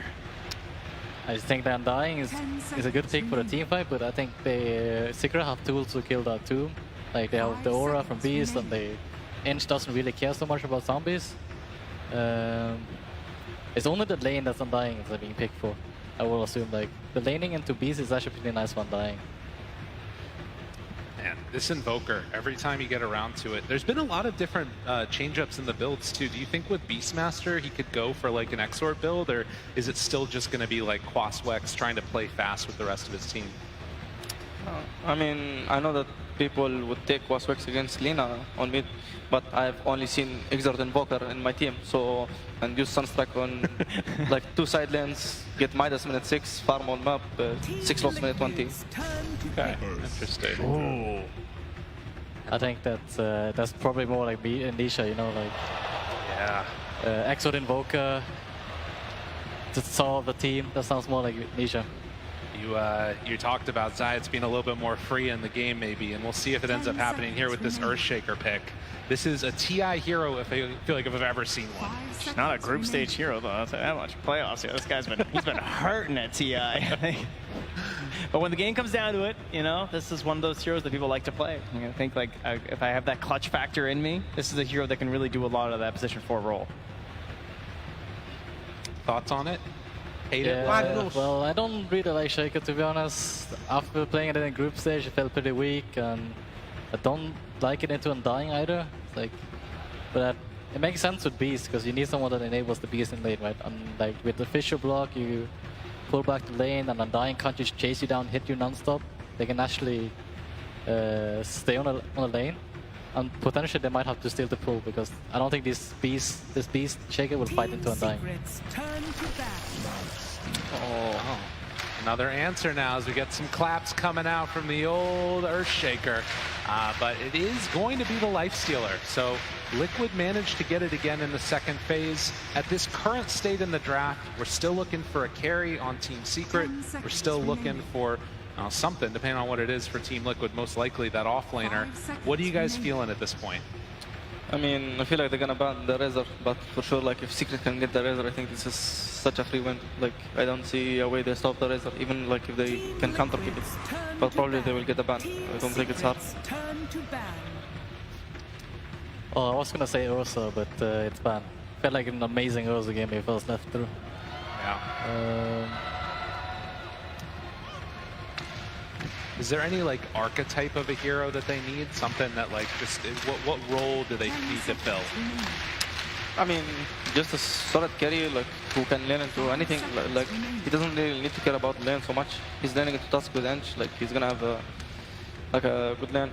They banned the Enigma, so there is no like insane good hero laner. So like they're gonna have like a good lane, and if he can offer like something good for his team, like if he doesn't like drag his tempo down to his team, and his team like with Beast and Ench, and they win their mid and help their offlaner, I think it's gonna be easy win for Secret, because the Slacker are not gonna land into Beast at some point. Is this a Drow pick or Luna's? Potential CK2. I feel like they're banning dogs here. Yeah. Maybe they want some kind of Drow hero, you know, sit back. Cause Terrorblade, maybe. I mean, against Lina, that's scary too, though. Yeah, because if you look at Liquid's draft right now, they only have like Snowball to reach the back lane. Yeah. You're not gonna have Lina Undying trying to catch a Drow or anything, right? So it's only Snowball plus Infest. I mean, that was the classic answer for a long time against the Lifestealer, those types of heroes. So yeah. Could be something there. I still feel like the Razor value is too high.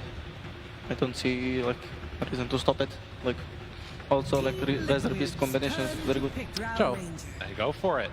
They banned it. This is like the perfect bans for Drow, I will say. Like Enigma, Dogs here, like usually great heroes against Drow in the lane. And not right now, Liquid, they probably need to find a hero that actually catch this Drow on a team fight. Pango. Yeah, that's actually pretty good. Those two. Pango is really nice into Drow. Not usually making it this far in the draft. But his lane is gonna be sort of, gonna maybe not making like it. And there is Roar and Shaker Fisher, and there is even There's Mars too. Of course, has his own issues versus Drow, but at least it's going in.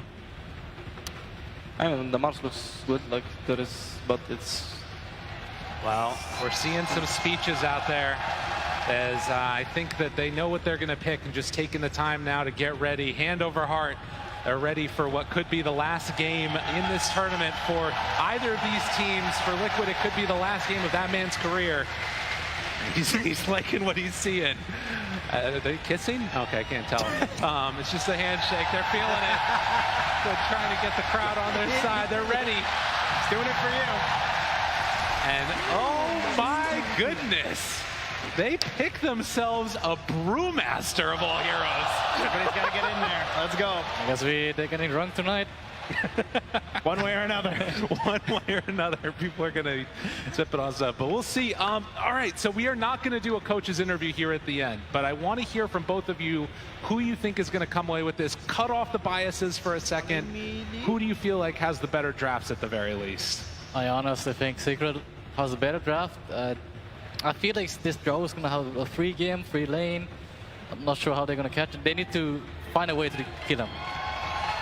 For me, I see this is the battle of Brewmaster versus Beastmaster. The three of me against the hero who contains the summons. All right, well, we'll have to see indeed which of those two teams are able to come away with the victory here. The lower bracket finals, game 3. One of these teams moving on As we get ready to hop into this one, the coaches have left, the game underway. Gentlemen, thank you so much for joining us through this whole drafting days. I feel like I've learned so much.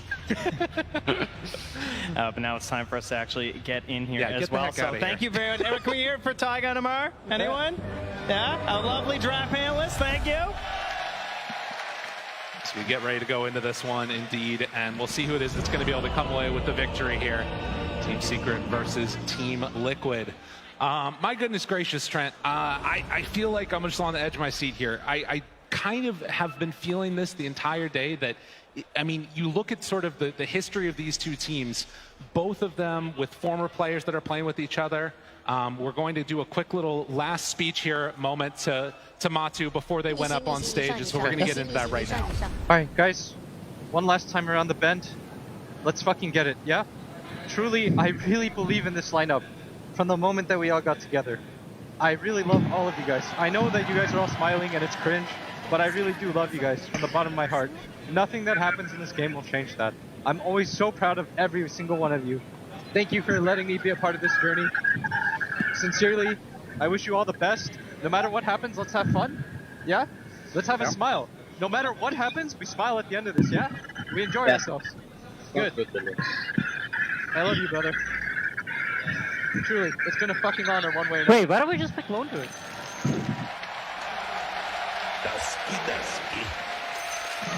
And with that, they signed off, got ready to go into this game immediately into the pause, but you can see that this is a team, both teams, that have just put so much investment into each other as teammates, and it's been paying off. Both these teams from the lower bracket, from the last chance qualifier, and now here in the last day of TI. And again, for both of them, wanting to get some of their highest placements ever. Let's see if they can do it. Coming in here, of course, we have a couple different game plans going on right now. A couple heroes that are new to our series right now. Of course, that Invoker that everyone loves so much, being cheered for, that Lina early on in the phase. But a common trend throughout this tournament has been this big ranged damage core and trying to get to that backline, trying to find these big ranged damage dealers. For Liquid, they're going to have the Lina in that capacity. But for Team Secret, they've got sort of a dual action happening here. Of course, they're going to have Nisha on this Invoker, and of course, Chrysalis on the Drow Ranger. So a lot of heroes and a lot of backline plays Liquid need to look to do. And it can be very tough. They're going to be extremely reliant on that split coming through, trying to find their way there, of course, with the Storm Bandit. A little bit of an XD there to start us. That's always how it goes. They'll sort it out here in just a moment, but you can see not the highest win rate in the world on this Invoker, but a ton of really standout moments. And moments, I think, when you combo that together with the Earthshaker, with the Beastmaster, there's so much potential to just explode these heroes in a moment. And in a way, that's something that Brewmaster can kind of be, you know, an answer to. If you don't kill him in that burst, suddenly that fight's going to go Liquid's way. Yeah, it can just be those tiny little moments. Just really felt like the story of every game that Liquid has been in, right? It's these little infest plays. It's that one tiny little jump that you managed to get. How many of their games were just gone the distance? They managed to find their way to a victory, where Secret, of course, not really being as tested as much, not needing to find those big comeback wins, because they tend to just take the lanes and choke out the game from there, much like they did in game number 1. So will Secret find that success once again? Will they take that early lead, push it, control the whole map, and just force out these initiations from Team Liquid? Or will Liquid bathe in that chaos that they've created time and time again here on the main stage and find themselves a way to the grand final? We'll have to wait and see, as the game is already underway and heading also across the map. The other thing that I want to watch for is, just like you talked about, that early pushing potential that you get from the Enchantress and that Beastmaster. And saying you're running in through the river, Puppy will find them real quickly. A couple of melee heroes against an Ench, very annoying to deal with, but who's faster on the clicks? Resolution picks up the bounty rune this time, and it looks like that is going to end up being 2 apiece. Liquid weren't able to snack that extra one. Yeah, no surprises on the lanes here as they split up there. I guess maybe a little bit in terms of Puppy coming up top there and playing with the Beastmaster, but this is just a solid combo. And, you know, Zayas can play a little bit more defensive on the Earthshaker, so pull back the wave, set things up for the Drow. And seeing the fact that it is the Brewmaster at the end with the Tusk, that probably gave them a little bit of comfort in this setup as well, knowing that there's not a whole lot they can do to Chrysalis, right? Like, what's going to stop him from farming? And typically, Earthshaker is someone who can struggle in that position 5 role, unless he's a strong laner like this in the Drow Ranger. There's not many heroes that can actually provide so much comfort to an Earthshaker like a Drow can. No, absolutely. And that coverage is exactly what she's going to need to just keep hitting away at there on her own. So the lanes, as they head out across the map, Mickey playing on this Lina will try and take it to the Invoker as much as possible, but you can see that one of the issues here is they actually did swap it up.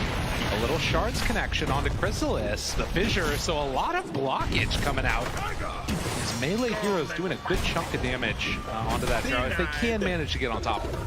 Yeah, it's important that they try and fight back right now, these earlier parts when they're attempting to punish level 1 when there's only the Shards there on the Tusk, and there's like no real threat of just jumping on his eyes whenever they want. Science coming on in, gets the D ward there. See if Boxy can play his way and get the other one too. It's gonna be really hard to get this camp. Like, yeah, I mean, absolutely. He has the sentry, but can't place it down. So Fissure, Erupt, throws it back on the Crystal. Swap. Zai's gonna now run over as well. Almost forced the body block. Bringing him down. The damage, it's out! Chrysalis gets him with that level 2 hit. That was just in time. It was like all a dance for the safe lane small camp, right? Like, yeah. They're like changing their positioning, going back and forth like that. Oh, 23 HP, and gonna have to bring himself out to himself. My goodness. Yeah, this lane is tough. This is a really hard one. Radiant's middle Getting an early win in a lane with an Earthshaker support is going to be a great feeling, because now you've got this Enchantress matching up versus the Undying. You're removing pretty much the whole purpose of this pick. Like, it feels like he really was just picked for the lane. They don't necessarily have like the free Tombstone killers, but they have a lot of great tools versus Tombstones. Obviously, like they end the draft with a Drow, so plenty of ranged heroes. There's the attack speed aura. Shouldn't be a major concern for them. Really, as long as they have the vision that Tombstone's going down. True. You can see the pull there of the creep wave around. Matsu pulled it back in as Rezo is being zoned away by Insania up here on the top side. Currently going for none of those boars yet. Just wanting to play more around the axes and the punches. As Boxy gets this wave, pulls it back behind. Don't want to have to deal with the Drow anymore. And this is always going to be the answer, right? If you do end up giving up first blood to the Drow, you can do these lane pulls and make the laning stage just that little bit easier for yourself. Although Zaya, feel good though. That's a nice little job there, interrupting it. But like giving a free lane to a Drow too, just because you can't contest, is a pretty awful feeling. Oh, that's a nice play from Boxy though. Yeah. Unfortunately, they couldn't get all the melee creeps on him, so he didn't take too much damage from that. Yeah, Drow definitely free game so far. And they're going to need to make some pretty solid rotations later here if they want to find any hope of punishing them eventually. I definitely think there's a chance to go for a kill before level 6. It should be free with the Brewmaster split, assumedly, but there's also a chance that you go for something a little bit earlier if they can get that wave away from the tower, just because they do have that Tusk initiation. Zombies? 18 HP. Maybe you just needed one more there. Don't have Untouchable yet, so you know, it's a little scary. Tania tries to get that pull off, but oh, the zombie spawn, which stops the pull. Very annoying for the Undying there. But it's just going to keep on spamming out those decays as much as possible. So at least up top's going well for Matumba Man on the side of Liquid. Bottom, a bit of a different story. Zai trying to make his way out of here. Did switch over form for that Drunken Brawler. Can get away from him though. A couple more punches than Boxy there to play interrupt. Yeah, it is not a lot of evasion early on. Storm Brawler gets him up to just the 5% there, 15% rather. Huge evasion. Yeah, it's not great. So again, this lane going to be a tough one, but you can see the Beastmaster also struggling. 5 minutes in, they bring on in the big creep. And Puppey, in combination there, is actually going to get some pretty good damage onto Insania. That forces him away. Radiant's courier Matsu's finds a courier just sitting there. Puppey had left it hanging out there, so great grab there. Besides, also losing the courier at the same time. These waves around, Matumba Man trying to chase and stop the creeps from being stolen away from his lane there. And again, because Undying had to back away, they actually don't even manage to come and contest. Nobody wants to lane, is what I'm seeing. Chrysalis is chasing Boxy through the jungle. You know, they got the pull into the small camp here now. Chrysalis can farm that up. All just playing a little bit passive at the moment. Is a little rotation in the mid lane here, though. That is a level 6 Invoker. Got a couple tools handy here. Will they be able to find him, bring him down? A couple punches, Nisha caught, drops it, the Sunstrike. Mickey takes some damage, but it won't be enough. And that is before level 6. Yeah. So no one was coming to help him. I thought maybe like a Fisher or something in there, but Zayas did not have the option available. No. Or at least he didn't think there could be a save for it, which is probably true when it comes to the Fisher plays, right? Fisher to try and save from an ice shard, it's kind of unlikely. Yeah, can't get into position there to steal away the bounty rune either, so these boxy rotations bearing a little bit of fruit. And Zai moves over, okay. Can chase him down here. Zayat's in some trouble, throws the enchant totem out, a couple more punches. Boxy gets on the board as Resolution, chase underneath the tower. Matumba Man on top of him with Insania. They bring down Rezo to boot. Surprising, a couple kills across the map there. I feel like Insania's struggling in this lane. Sunstrike's not there, but the punches coming from Puppey, and the Wolf managed to clean up. So 6.5 minutes, and already the lane's starting to break down a little bit more as the battles ensue. Yeah, the constant has been Matsu, though, just constantly on the wave, never really being forced off here. 41 and 11 as he leads the board in terms of the CS, and well ahead in net worth now as well. Seeing if Nisha can get up to that Hand of Midas as quickly as possible. He is going for this Exort build, so he's going to rely upon these Sunstrike kills. Missing a couple of them there, you know, not the biggest deal in the world. Those are things that would really just accelerate his farm up, but we'll have to wait and see. When the Roar comes out, though, as well as the Helm of the Dominator, there's going to be a lot of damage coming from Rezo in combination with Puppey. They can just bring a secondary creep. They can really get some big chain stuns going if they want, and it should be free picks at that point.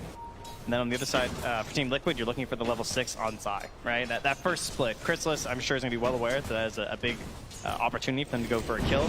We might see a little bit of babysitting from Zai in that situation. But the other TPs to save, like Puppey doesn't have a whole lot of tools that he can really do much when the Brewlings come out, so it's going to be based off of the intuition of Chrysalis to survive. Matumba Man onto Rezo. TP's coming in, though. Needs to be careful. Infest and the runaway. They're going to lose Boxy there as Chrysalis heads on out of lane, but they do get away on Matumba Man. Force that rotation, though, but again, that's Chrysalis, right? He saw an opportunity to get out of that lane because he knows what's coming, right? Yes. So better than just waiting for it and having to like run to the jungle. You're a drow, that's not really ideal. You'd much rather take this swap, come up top, avoid the brew split, and start farming here instead. Keep that net worth moving upwards, and so you have this dual core of the Invoker and the drow staying strong. All right. Kind of weird for Rezo, though, because he's playing a Beastmaster. So now like, he's still farming towards his helm. Now there's like a drow in his lane, you know? Yeah, that part does feel a little bit different. And the other thing about this is we're seeing the Lina just head on back and farm up the jungle too. I was wondering if after getting that ulti online, if she was going to start rotating around, getting some kills, but Mickey opting to just go into the jungle and farm and gets that perfect neutral item for the Lina. Very trinket. It is cool that Rezo has the 3 points in the Axis, though, so he's just like farming up stacks right now while Chrysalis takes his lane. He's not going to fall behind too much. Now they could even go for a smoke play with the Roar if they want to as well. Again, with Puppey's creeps. Can chain quite a few, I can pretty much kill anyone actually. Maybe not Matsu with the help of a Sunstrike. He's still going to be pretty tanky and hard to grab. But anyone else is going to be a pretty free grab. Right. And of course those Infest plays are something you're going to have to watch for later on. So many units that can get turned into an escape route for that Lifestealer. I almost feel like Zai's like kind of annoyed down here. He's just like, I want to kill someone. Can I please? Like someone show, you know? All his other heroes he's been playing, he's able to like push this tower, he's given this space. It feels like he can immediately start pressuring somewhere else on the map, but instead he only really has the creeps to deal with at the moment. Right. And is going to be able to farm pretty well on that brew. Something that you like to see. If you can get into a couple of those later islands, we've seen some of them go for the Wraith packs. Obviously the Aghanim Scepter, not as good as it used to be, but still very strong. Oh, debatable. Might be better. Sanya, well, he's dead. Can they find anything after, though? Resolution in some trouble as Boxy moves in, so they use the Roar to kill off the Undying, but they get punished pretty heavily on the other side of that. Yeah, hoping to catch a couple of their core heroes there, obviously. That's why Zai's coming up here to try and get the split off, but not going to find it. And I'll tell you who What? I mean, he would have taken the Invis rune. You know? All right. Yeah. Lets him know how he feels about That's it. right. I like how he tips him, too. That's awesome. That's right. You think I wouldn't? Well, see something new every time at this TI. Oh, and behind the split. They do not have a Laguna Blade. I don't know how it happened, but it's not there. It turns out they don't need it. Nisha goes down. Oh my goodness. Dude, that was sick. Yeah. This is all just cover, though, because Zayat's got a free lane bottom for a couple waves. All right, that's the secret to the Earthshaker players. You got to feed some of your teammates a little bit, right? Got to get that early blink dagger. Very important that you find the time for this hero. Okay, what is Insania doing? How did he just kill a courier down there? He's hanging out, man. Who is this man? And moving in from behind. Zayat's there. They don't have Bruce Split anymore, but the Echo! Oh, but the snowball save. Can they get him out after? Mickey's got to run, but Puppy's there for the slow. LSA connects onto 2. Sunstrike out. It is going to be enough with the hits from Chrysalis. Oh, Insania. He did not know whether he should come in here. He thought about backing up, and he's like, I'll throw a tombstone, maybe I'll do something, but I think in the end he knew that was going to be a tombstone feed. So unfortunately, he kind of just adds on to the bounty. And you can see that after, again, a bit of a slow start to this one, it turns into a bloodbath and some good Cinder Brew damage there out onto Nisha, but they want to try and get some damage onto this tower. The split is down, you know, it's like chum in the water. They know that Zai doesn't have a whole lot he can do in this situation. They smell blood and they go right for that tower. TPs could come in soon. They have to be careful about this one. Rally the dead. But no, that is the power of this Ench. You get that troll creep, you run on in, you take the tower. Oh, how about that, though? An instant smoke as well from Zayat and Puppy. They're going to start moving up towards their Beastmaster because Rezo, of course, has the Roar up and ready, has the Helm Creep. So if anyone tries to contest this tower, again, no split. They're not too worried about it. And this the replay on the Laguna. Wow, a man. Dude, the eyebrow raise is too good. Oh, I love that. Okay. Was not expecting That's that the most emotion I've ever seen from Nisha, you know? You're not wrong. Oh, silent killer usually. Well, the salvo of damage that we had towards mid, it looks like Liquid want to make the move again. After losing their mid-tier 1 tower, they will head on in and claim one of their own. Radiant's middle tower has Vlad's already done on that brew, a couple of smokes purchased. Gotta watch for those blink timings. Good. I like that play from Liquid too, sort of like posturing mid with a lot of units, a lot of heroes coming in there, and just knowing they have the split coming up in just a second as it's now available now, so Secret not feeling like they can really contest that, as they're just going to keep Chrysalis farming up the jungle, and now, you know, Zayat, he's just going to try and like find that farm somewhere, be it Shard, be it Blink. It looks like he's probably not as confident getting the Blink this game. Feels like he just wants that early Shard instead. Right. But it's like so strong for stalling out these fights, of course, to try and provide all that space that you can for an Invoker and a Drow. But if you're not getting the Blink first, like, it doesn't even feel like that worth it, you know, as a hero. I feel like that's where you really get the value of the Forshaker. I know, it can be an issue. Something to be a bit concerned about is Chrysalis is farming up those Ancients, and you can't get that initiation off. You start to feel much less valuable in these fights. But of course, like you talked about, that extra damage that you get from those Sunstrike Laters could help to mitigate that a little bit. As we have this stall out period, and you got to imagine that Nisha's going to be happy about this. Building towards, you know, his next item is actually going for a 4-stapped after that Hannah Midas. So more tools to get that separation away from particularly the Lifestealer. Yeah, it's like the counter to Team Liquid, right? They just keep picking Tusk and Lifestealer. Right? So just every game, it feels like just more and more 4-staffs. I'm sure Puppy's feeling the same way. Indeed, he is. Stack those up. It's great to have it on the Drow, too, so likely to be another game where it's going to be something they're going to have to contend with on Liquid. Well, in the jungle, they find each other, looking for a high five. Zayat, is he feeling friendly today? You gotta be careful if he's a Chant Totem, he high fives you. Oh, yeah. It hurts. Oh, I got it. Yeah. No high five. Smoke up from Zai and Boxy. They're hunting to try and find the Beastmaster. Like, you can kill this right now? Back behind. Oh, I can't get it. No, but look. The chase, it's there. Rezo thinks it's all good and well, but the chase, they catch him. Stone, couple more punches. The creep buying some extra time. Well, Chinto doesn't do anything with that Echo to get away from him. Tombstone down. Chrysalis is there, though, and that's going to be enough to kill off Boxy. Insania has to run, but Mickey, he's got a DD. Moves in, finds Zayat, gets that kill. Now Puppy trying to get out of there. They have the lift up on Anisha. Drops the meatball, but it's not enough. Nisha in trouble. Couple more hits, he dies. Zai on a killing spree as they look for Puppy, but Chrysalis wants to move forward. Insania trying to take up a bunch of those hits as he can, and Mickey gets the double kill. That's 4 already dead. Zai on top of Chrysalis, hits the stun.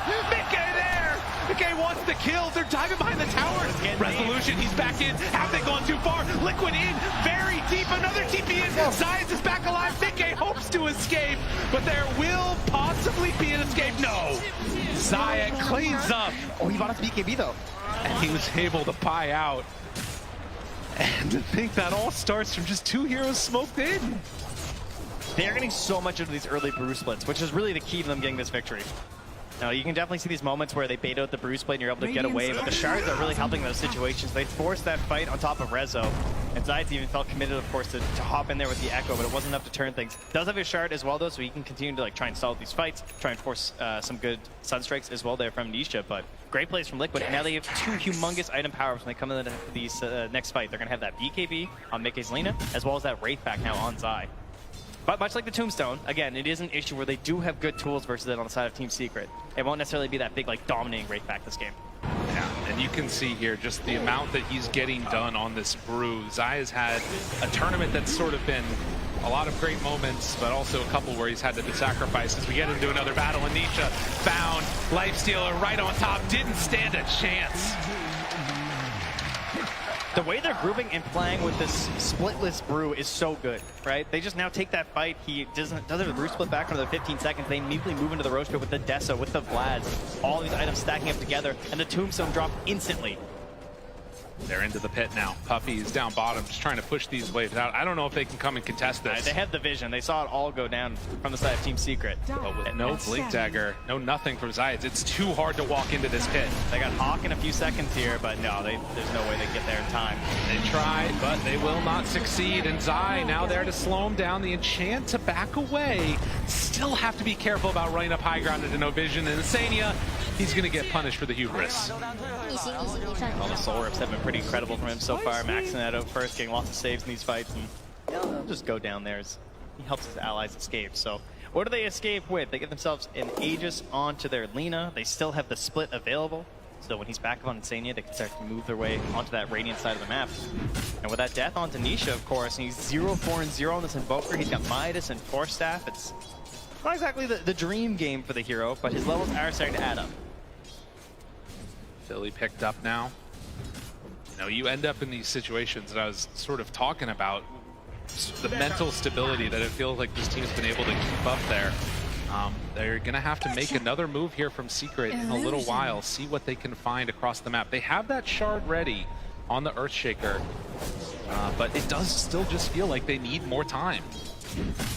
A common trend of Secret throughout the last chance qualifier and TI has always been like Zayat and Rezo dominating their lane and pushing forward from there. Very combat heavy. It felt like with Dawnbreakers, right? Like Marcy, just fighting everyone all the time. Oh, Echo! It's not enough. That's not quite. Oh my goodness! And stick charges. Yeah, they don't have that though. They're not like a snowballing off-lane duo in this game. In game 1, it worked really well because they had this double vision tactic where they were going with the Beastmaster and the Nyx assassin. They find him. Nisha in the woods. Zai pops the ultimate. He wants this one. He wants it real bad. Lift up there. The rest of the team coming in. Back behind the tower. Mickey going into this fight with half HP. They time it perfect. Nisha gets brought down. Liquid, they are feeling themselves here. Again, we talk so much about Puppey and the consistency that he's had. Zai is another one of those players. He's been to so many different TIs, but if they win this game, this will be his highest placement ever. Well, but still able to grab it despite Zayat's running away with the creep wave. I was kind of wondering, where's the Fisher save? And he's just running. He's got wave after wave. And Boxy not even going to bother trying to chase him or cut him off. They're just moving elsewhere on the map. They want a bigger prize for themselves. 19.5 minutes and a 4,000 gold lead. These little mid-game leads can be so dicey, though. We've seen some that have fallen apart very quickly, and is this going to be one of them? Got to be careful. Lifestealer inside the open wounds, and Matumba Man going to run away. Resolution just not quite close enough to connect with any roar or anything else. Bit of a bold one there, as there was quite a bit of vision in the area from Team Secret. And Zai, so of course, the long run with the creeps will come to an end here, eventually being caught inside that dire jungle. So, game 1, similar situation. Beastmaster, right? They're able to take so much of the map over from the side of Team Secret because of the way he pushed to that top lane, established good vision up top, and they just played around that area. This game, Chrysalis take the top lane instead. Rezo's not able to really establish that big point, and Liquid just catching all these great fights with the Brewmaster has been so important for them. And Secret, they're really lacking that vision. They don't really know. Until Liquid cross the river, they're not really sure what they're up to. And they're not able to go for these cheeky little plays, the Sunstrikes, to try and get Liquid off balance. Instead, it's Liquid who are just pushing through and always staying very grouped together. Matumbaman showing, and Zai also showed for just a moment. This smoke, it's going to be broken immediately. Zai, he's in an awkward spot now. Insania is there to break it.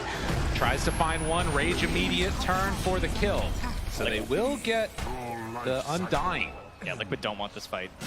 Secret are throwing all the resources at it once again. Game 2, Chrysalis was really trying to get involved in as many fights as possible to try and get his team to a solid position. He's doing that once again. These TPs up here, trying to find these engagements when he can, then moving back to farm when it looks like the fight's not going to happen. Liquid there, of course, can be a little bit pickier with their fights, but with another minute left on the Aegis, and not getting another tier 2 could be kind of nice if they wanted to. For now, they just seem comfortable going to that next round of items, BKB, potentially on Matu. That blink done on Boxy. They're getting into the Aghanim Scepter next for Zai. I hope so. I hope he goes that over the blink. Blink's obviously really cool, but, you know, the eggs. Oh, yeah. Oh, nice LSA, connection, force staff, keeping his buddy alive. This is why Nisha invests in this. And with that lack of connection on the kill, Zayat actually spots out these wards that were just placed. So Crystal's going to come on in and take those away. D-ward going on, so all vision gone. So the main benefit of the Aghanims, at least to me, would be Zai having the Wind Panda all the time, right? Like the Wind Ruling, constantly able to go for the Dispel to kill out these summons. Because it's always been like a counterpoint that the Brewmaster has, but it's only during the ulti. Whereas now, when you have this Aghanims, you can actually do it constantly. Walks up the hill. Aegis about to expire. This fight could get a little bit dicey here if they're not careful. Silence out, in trouble, he's gone. Meanwhile, Boxy jumps in, Matumbaman right on top now. Chrysalis, who gets force-sapped off of the cliff. In that separation, LSA spots the ward. They need to take that down, so no more vision. But the stun, the control is on to both of them. Mickey gets the BKB off. Matumbaman turns. No infest to get him out, but they find Nisha. Couple more hits. They bring him low, but can they bring him down? No! Nisha, he survives. Insania gone. Secret strike back in the biggest way. Liquid just going a little bit too far there. The Dreams start to a fight as they take down Zai right away. No chance bringing out the ultimate. Despite getting down the Wraith Pack, it didn't reduce enough of that damage. He still falls, and when he doesn't snap buyback, because there's no Aegis, right? Like, there's no big prize to claim here, so they know he doesn't want to buy back into this fight, even though he could get back there relatively quickly. Liquid keep going. They feel like they have some ability to still take this fight after this death. They were wrong. You know, they don't end up getting, like, the next big grab. Perfect force staffs, great positioning. Chrysalis to the high ground, back down again. Matu's raised up. He's running around. He can't find anybody. All of those utility spells caught in. Oh, yeah, what's up? Zai wasn't able to make it happen, but still looking solid in this one for Team Secret. After that huge win, you can see now 16-14 on a knife's edge. We talked about how close this game could be, and things start to get a little bit wild when it's an elimination match this close to the Aegis. So AC next on the docket. Zayat was still alive when he was like doing the call-out gestures. It's been his thing so far this tournament. He's the only one I've seen popping up out of his chair. I love to see it. You know, I think that it's a testament to sort of this guy and sort of his background in Dota. He spent so long just hanging out in obscurity, and a lot of Eastern European tier 2 teams. Techies player Zayat? Right. Like, you mean the Treant Protector player Zayat? The one-trick pony guy? And then suddenly, as we saw in that content piece, you know, he gets the call up, and he is absolutely taken over. And the last bit, Walrus Punch, Matumbaman gonna get stunned in the duration of the rage. The roll, the chase, Puppy gone. Meanwhile, Chrysalis on the low ground, but Zayat there again with the stun onto everybody. It's only to disengage though. They gotta run. Secret, trying to get out of there. The BKB, he can't do anything to that one. Chase down, look for more. Rezo in trouble, the lift up. They gotta let him go. They're gonna go for more and more and more. Liquid trying to chase, Rezo gone. And on the back lines, they take down Chrysalis to boot. Liquid and Secret, the push and pull. A tug of war. Looking at my heartstrings a little bit here. Everything just from the beginning of these fights, and part of that coming down to the fact that we don't have those BKBs on the side of Secret, right? So it either starts well or it goes really poorly. They chase for more as they're going up to the high ground there. Nisha trying to stop this push. Tornado, anything he can use. 20 seconds until the rest of his team is back up. That second Roche is available, though. They could go back and claim that here as a very quick spawn. That'll be a big one for them. Respawns are going to be fast, though, on Secret. We're only 25 minutes in this game. Believe it or not, we're going to double up those bracers, those Wraith packs. Wraith fans, rather, but maybe a Wraith pack later. Almost looked like a Walrus kick there with the punch and the Force Staff combo there. It's probably gets double Force back out, but that's a lot to commit to try and save your Ench. And though Zay's got a huge play there with the Fissure and the combo stuns, you know, it's Zay, right? The original coming through there with the split, and Chrysler is just worst case scenario. I mean, that's the thing, right? With no BKB on this Drow, as soon as you find the real one, it turns into this huge problem. You just lift her up, wait till the fight's end. Yep. I'll tell you, that Philosopher's Stone's been doing a lot of work here for Zayas, though. He's getting close to that Blink Dagger. Almost like a second life for this Earthshaker when it comes to like, having relevancy in this game. Right now, he's just sitting in the back line, find just a Fissure, combo stun, see if he can set up for his Drow and his Invoker in that sense. But you get that Blink Dagger, you spot that right moment, maybe you can win the whole fight yourself. And the thing that's interesting about this, too, is the distribution of farm. You take a look at these net worths. It's Alina and Lifestealer that are way up at the top right now. A pretty big gap, and then you got the 3 cores from Secret, but it's Puppey that's making up the difference. This Enchantress needs to have some more impact here in this game. Has already got a Force Staff. I'm not sure what you buy. No Nature's Attendance, he's just stats. I got the damage, all right? There's no heals happening here. Not today. Hey, Illusion spots out a lot of Liquid. The jump! They got vision and then have to run away immediately. Boxy is already gone. Mickey finds another. Rezo dead. Chrysalis, the one left behind. Nisha also trying to escape. They decide to turn their sights onto Puppey. Get the D-wards here and control this area as opposed to chasing. That was insane. They're just blinking and infesting. They know they just need the vision for this fight to try and give Zai that grab, right? He just needs that one toss-up. Again, there's no secondary play here. There's no BKB for that Drow Ranger, but now they're going to go for the wraparound play here from the side. Will they be able to take this fight? Puppey wants to run in. Chrysalis is there too. Roche down about a third HP. There, Zayas. They're still sticking around. Zayas blinks. He gets the stun, but the interrupt. Where's the follow-up damage? It's not there. Chrysalis, though. Boxy, he kept him out of that fight that entire time, trying to clean up and get this Aegis. It's actually the Radiant that get the kill, but Nisha down low, he gets out. Can he escape from this one? Chrysalis hitting in the backside. They take down Matumbaman. Mickey wants to find a kill, but the dodge. Nisha gets away. Are you kidding me? He gets away from them. Aegis still on Mickey, but with no BKB, he's got to get out. TP's away. What is this game? It's gonna be a very confusing fight recap here. We got an Aegis single side Team Liquid. Everyone who's playing their heart out right now. And despite it going their way, I think there was even a snatch, right? They grabbed the kill, I think with the Sunstrike from Nisha, and then he blinked in after. Almost got it. Who got the shard? I'm not sure. Oh, it was the Lifestealer. No, he already, yeah. Regardless, we sort of keep the game at status quo to a certain extent because you lose a lot of Liquid heroes in terms of the net worth, but the big thing is still 4 minutes left of that Aegis on Mickey. He's playing that carry role out of the mid lane. Most certainly is. Feels very comfortable doing it. Now has 4 minutes of the true comfort of having an Aegis as well. He's actually shadowing Mopsy right now, maybe worried about a possible play coming up from Team Secret.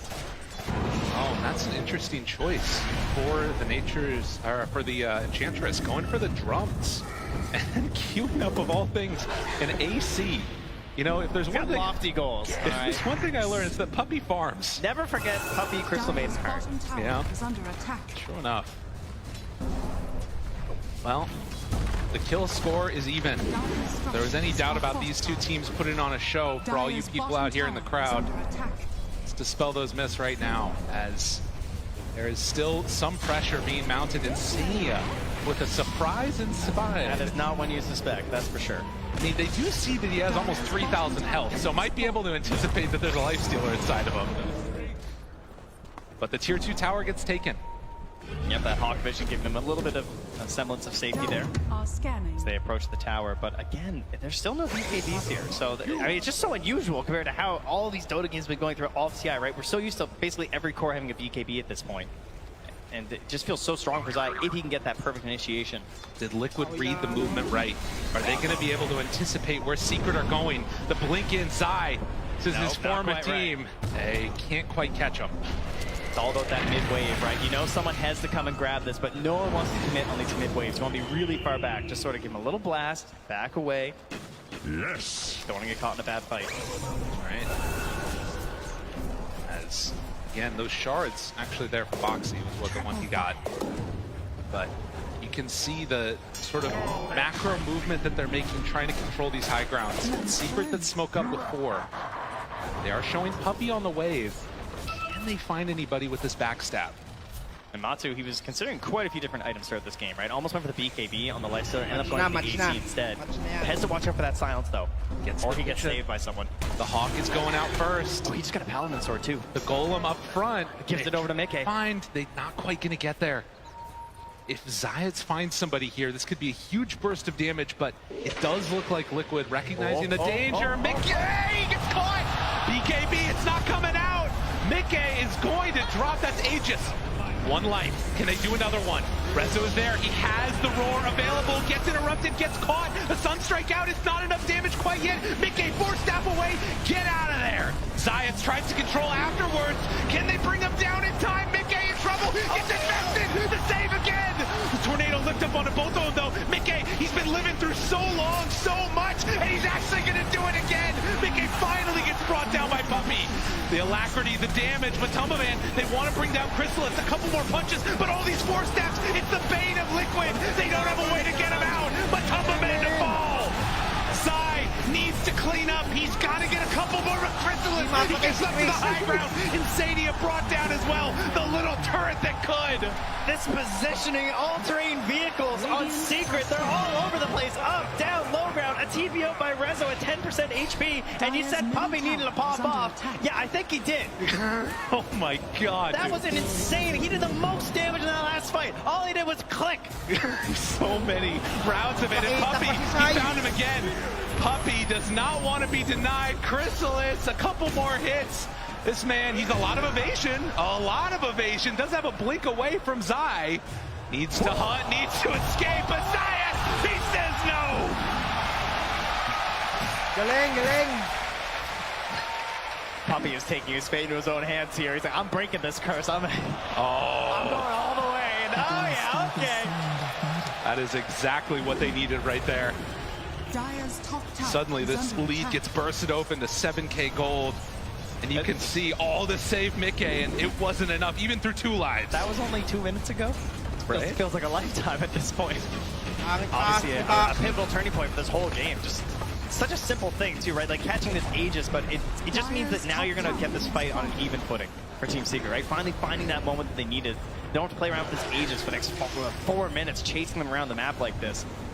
And just so many clutch and tiny moments. And again, it's all about the positioning, right? These 4 staffs, so valuable from Secret. And Rezo at the top of your screen, you can see right now, he actually just barely escaped from Zai being chased down. Oh my goodness. That was so close. And then Puppey, like, you know, you heard Tiger talk about during the draft, right? He's just, you know, Ench really doesn't care about Undying. Because as you can see, he's got a whole posse just following around this entire fight. They don't really do anything. That's right. And as you said, he did the most damage in that fight, Puppey, on the Enchantress. Now, looking at the next couple of minutes here for Liquid after losing that Aegis, I mean, there's still 2 minutes till it's capable of respawning. It's not like they're incapable of fighting, but the fights cannot stop or start with Mickey getting caught. Puppey AC done. Yeah. All right. Yeah, that was a lofty goal, I believe we once said. Oh my god. He is so far out. Usually you buy AC on your lifesteal, you don't really expect to be countered by the enemy Ench at 34 minutes with the counter AC, but there you are. And the DD, he wants to take it. No, there's no way. There's no way. All right, crowd, settle down. Yeah, all right, relax. All right. We must affect the weapon. All right, so we'll see now. Silver Edge already in hand for the Lina. Some really good vision. Look at that ward there. One is giving all the info that they need. Matumba Man hit. Can they blow him up? Oh, the reaction gets him out of harm's way just in time. And, well, the roar, the chase needs to get out of there. Save! Boxy, get him out. Can they do it? No! The best came too late. Mickey can't stop this train either. Disarmed, running away. Nisha there with the ice wall. Tries to shards, but no! Boxy 2 will fall. He hit him with the ice fireball. Get the ancient ice shaman in on this. My goodness, Secret. They were kicked out of this last time. They were not able to go all the way to the grand finals. They were so close. He was so close to investing back in the Boxy too. It was just one big crit there from Chrysalis, you know. the item. He gets better rolls than anyone else, actually. And just seeing it right there. Unable to get that save. Liquid have to hold here. Secret not wanting to give him the time of day. Look at Puppey just punch away the edge so strong with that Grofo too. Getting buildings. Liquid, they don't have the answers yet. They need the rest of their team to fight this. Watch and wait. Zayas jumps in, the roar. Mickey, they're all in him, the snowball to try and turn and try and get away. Still got stacks. Gets a little bit out. And the silver for the break. This tombstone, the zombies slowing him down. Pack 2, a couple more punches, but the control. Zayat, he's on to both of them. Mickey gets the BKB off. Matumba Man wants to chase. Chrysalis, BKB runs out. Zai thinking about still extending this fight. It's too dangerous. So Liquid are gonna have to lick their wounds. Secret content with taking that lane. Yeah, Liquid a small Pyrrhic victory there, managing to find themselves one BKB charge, taking off Drow at the very least.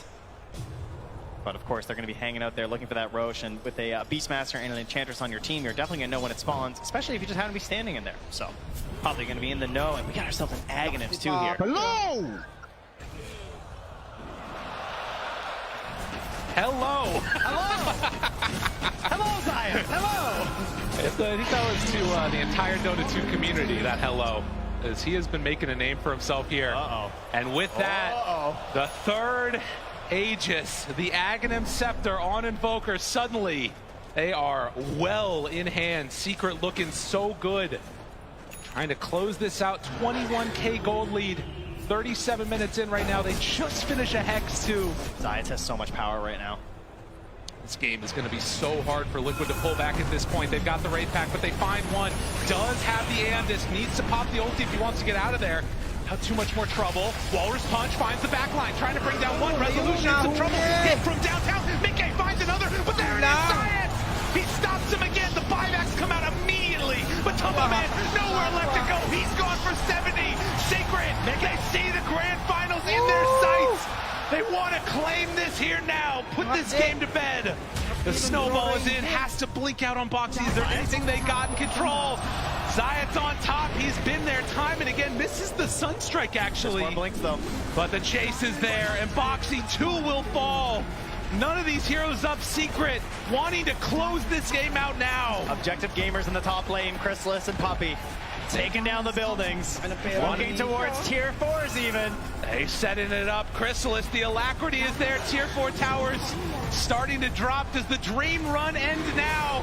Mickey 4-step away, keeping themselves alive. That's a big jump. They're low on resources on Secret right now. It's deadly. Oh, but look at that damage. This moment when you sense the victory, the Ancients exposed. Do they have enough left in the tank? Liquid, they want to survive, blows up Science, but do they have any more? The Ancient is falling, and with that, Secret are going to eliminate Liquid. They're going to the grand finals. They came down from that upper bracket for one series, and they're going right back up. They want that grand final chance once more. They want that best of 5. And a team, 2 teams from that last chance qualifier. Truly unbelievable to find them here on the stage, but only one can remain here. Unbelievable. That's the beauty of competition. There are times where it can be so good and times where the jubilation of that team. Unbelievable performance. Team Secret, they move on.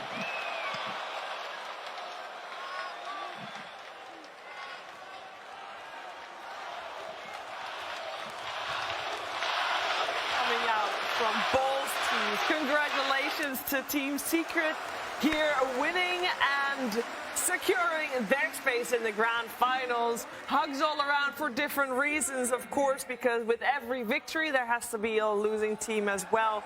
But I know that there's a lot of love on that stage at the moment. I also, slightly biased, want to give a shout out to the first ever Dutch Dota 2 player taking a place in the grand finals. Chrysalis, of course, first-timer here at TI and taking his space next to other 2 first-timers, Skeeter and Nine, so that is some well-deserved praise there.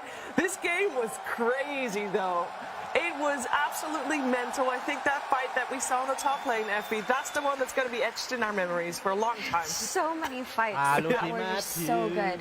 I mean, I don't even know what to say. Every year, Puppey just goes up one place in the TI. Like, it's some pattern. It's just a truth of Dota. This is a truth of Dota. Every year, he will level up with this And team. the way he won this game on Enchantress, like he's like, I'm the carry right now, taking the Grobo from his Drow Ranger. And look at this, man. The Stats goat. over heal. He went stats on Enchantress. And we see it all the time. We see greatest. He's feeling himself. We see it in these game 3s. These games where you could get eliminated Guys, or you could mamaya go ulit forward, tayo. the comfort picks come Final, out. But Tundra. where do they usually come out of, Tundra right? They Secret. either come out for the Thank you carry sa player nanonood. or the mid player of a team. Thank you, But in thank this you. game 3, in this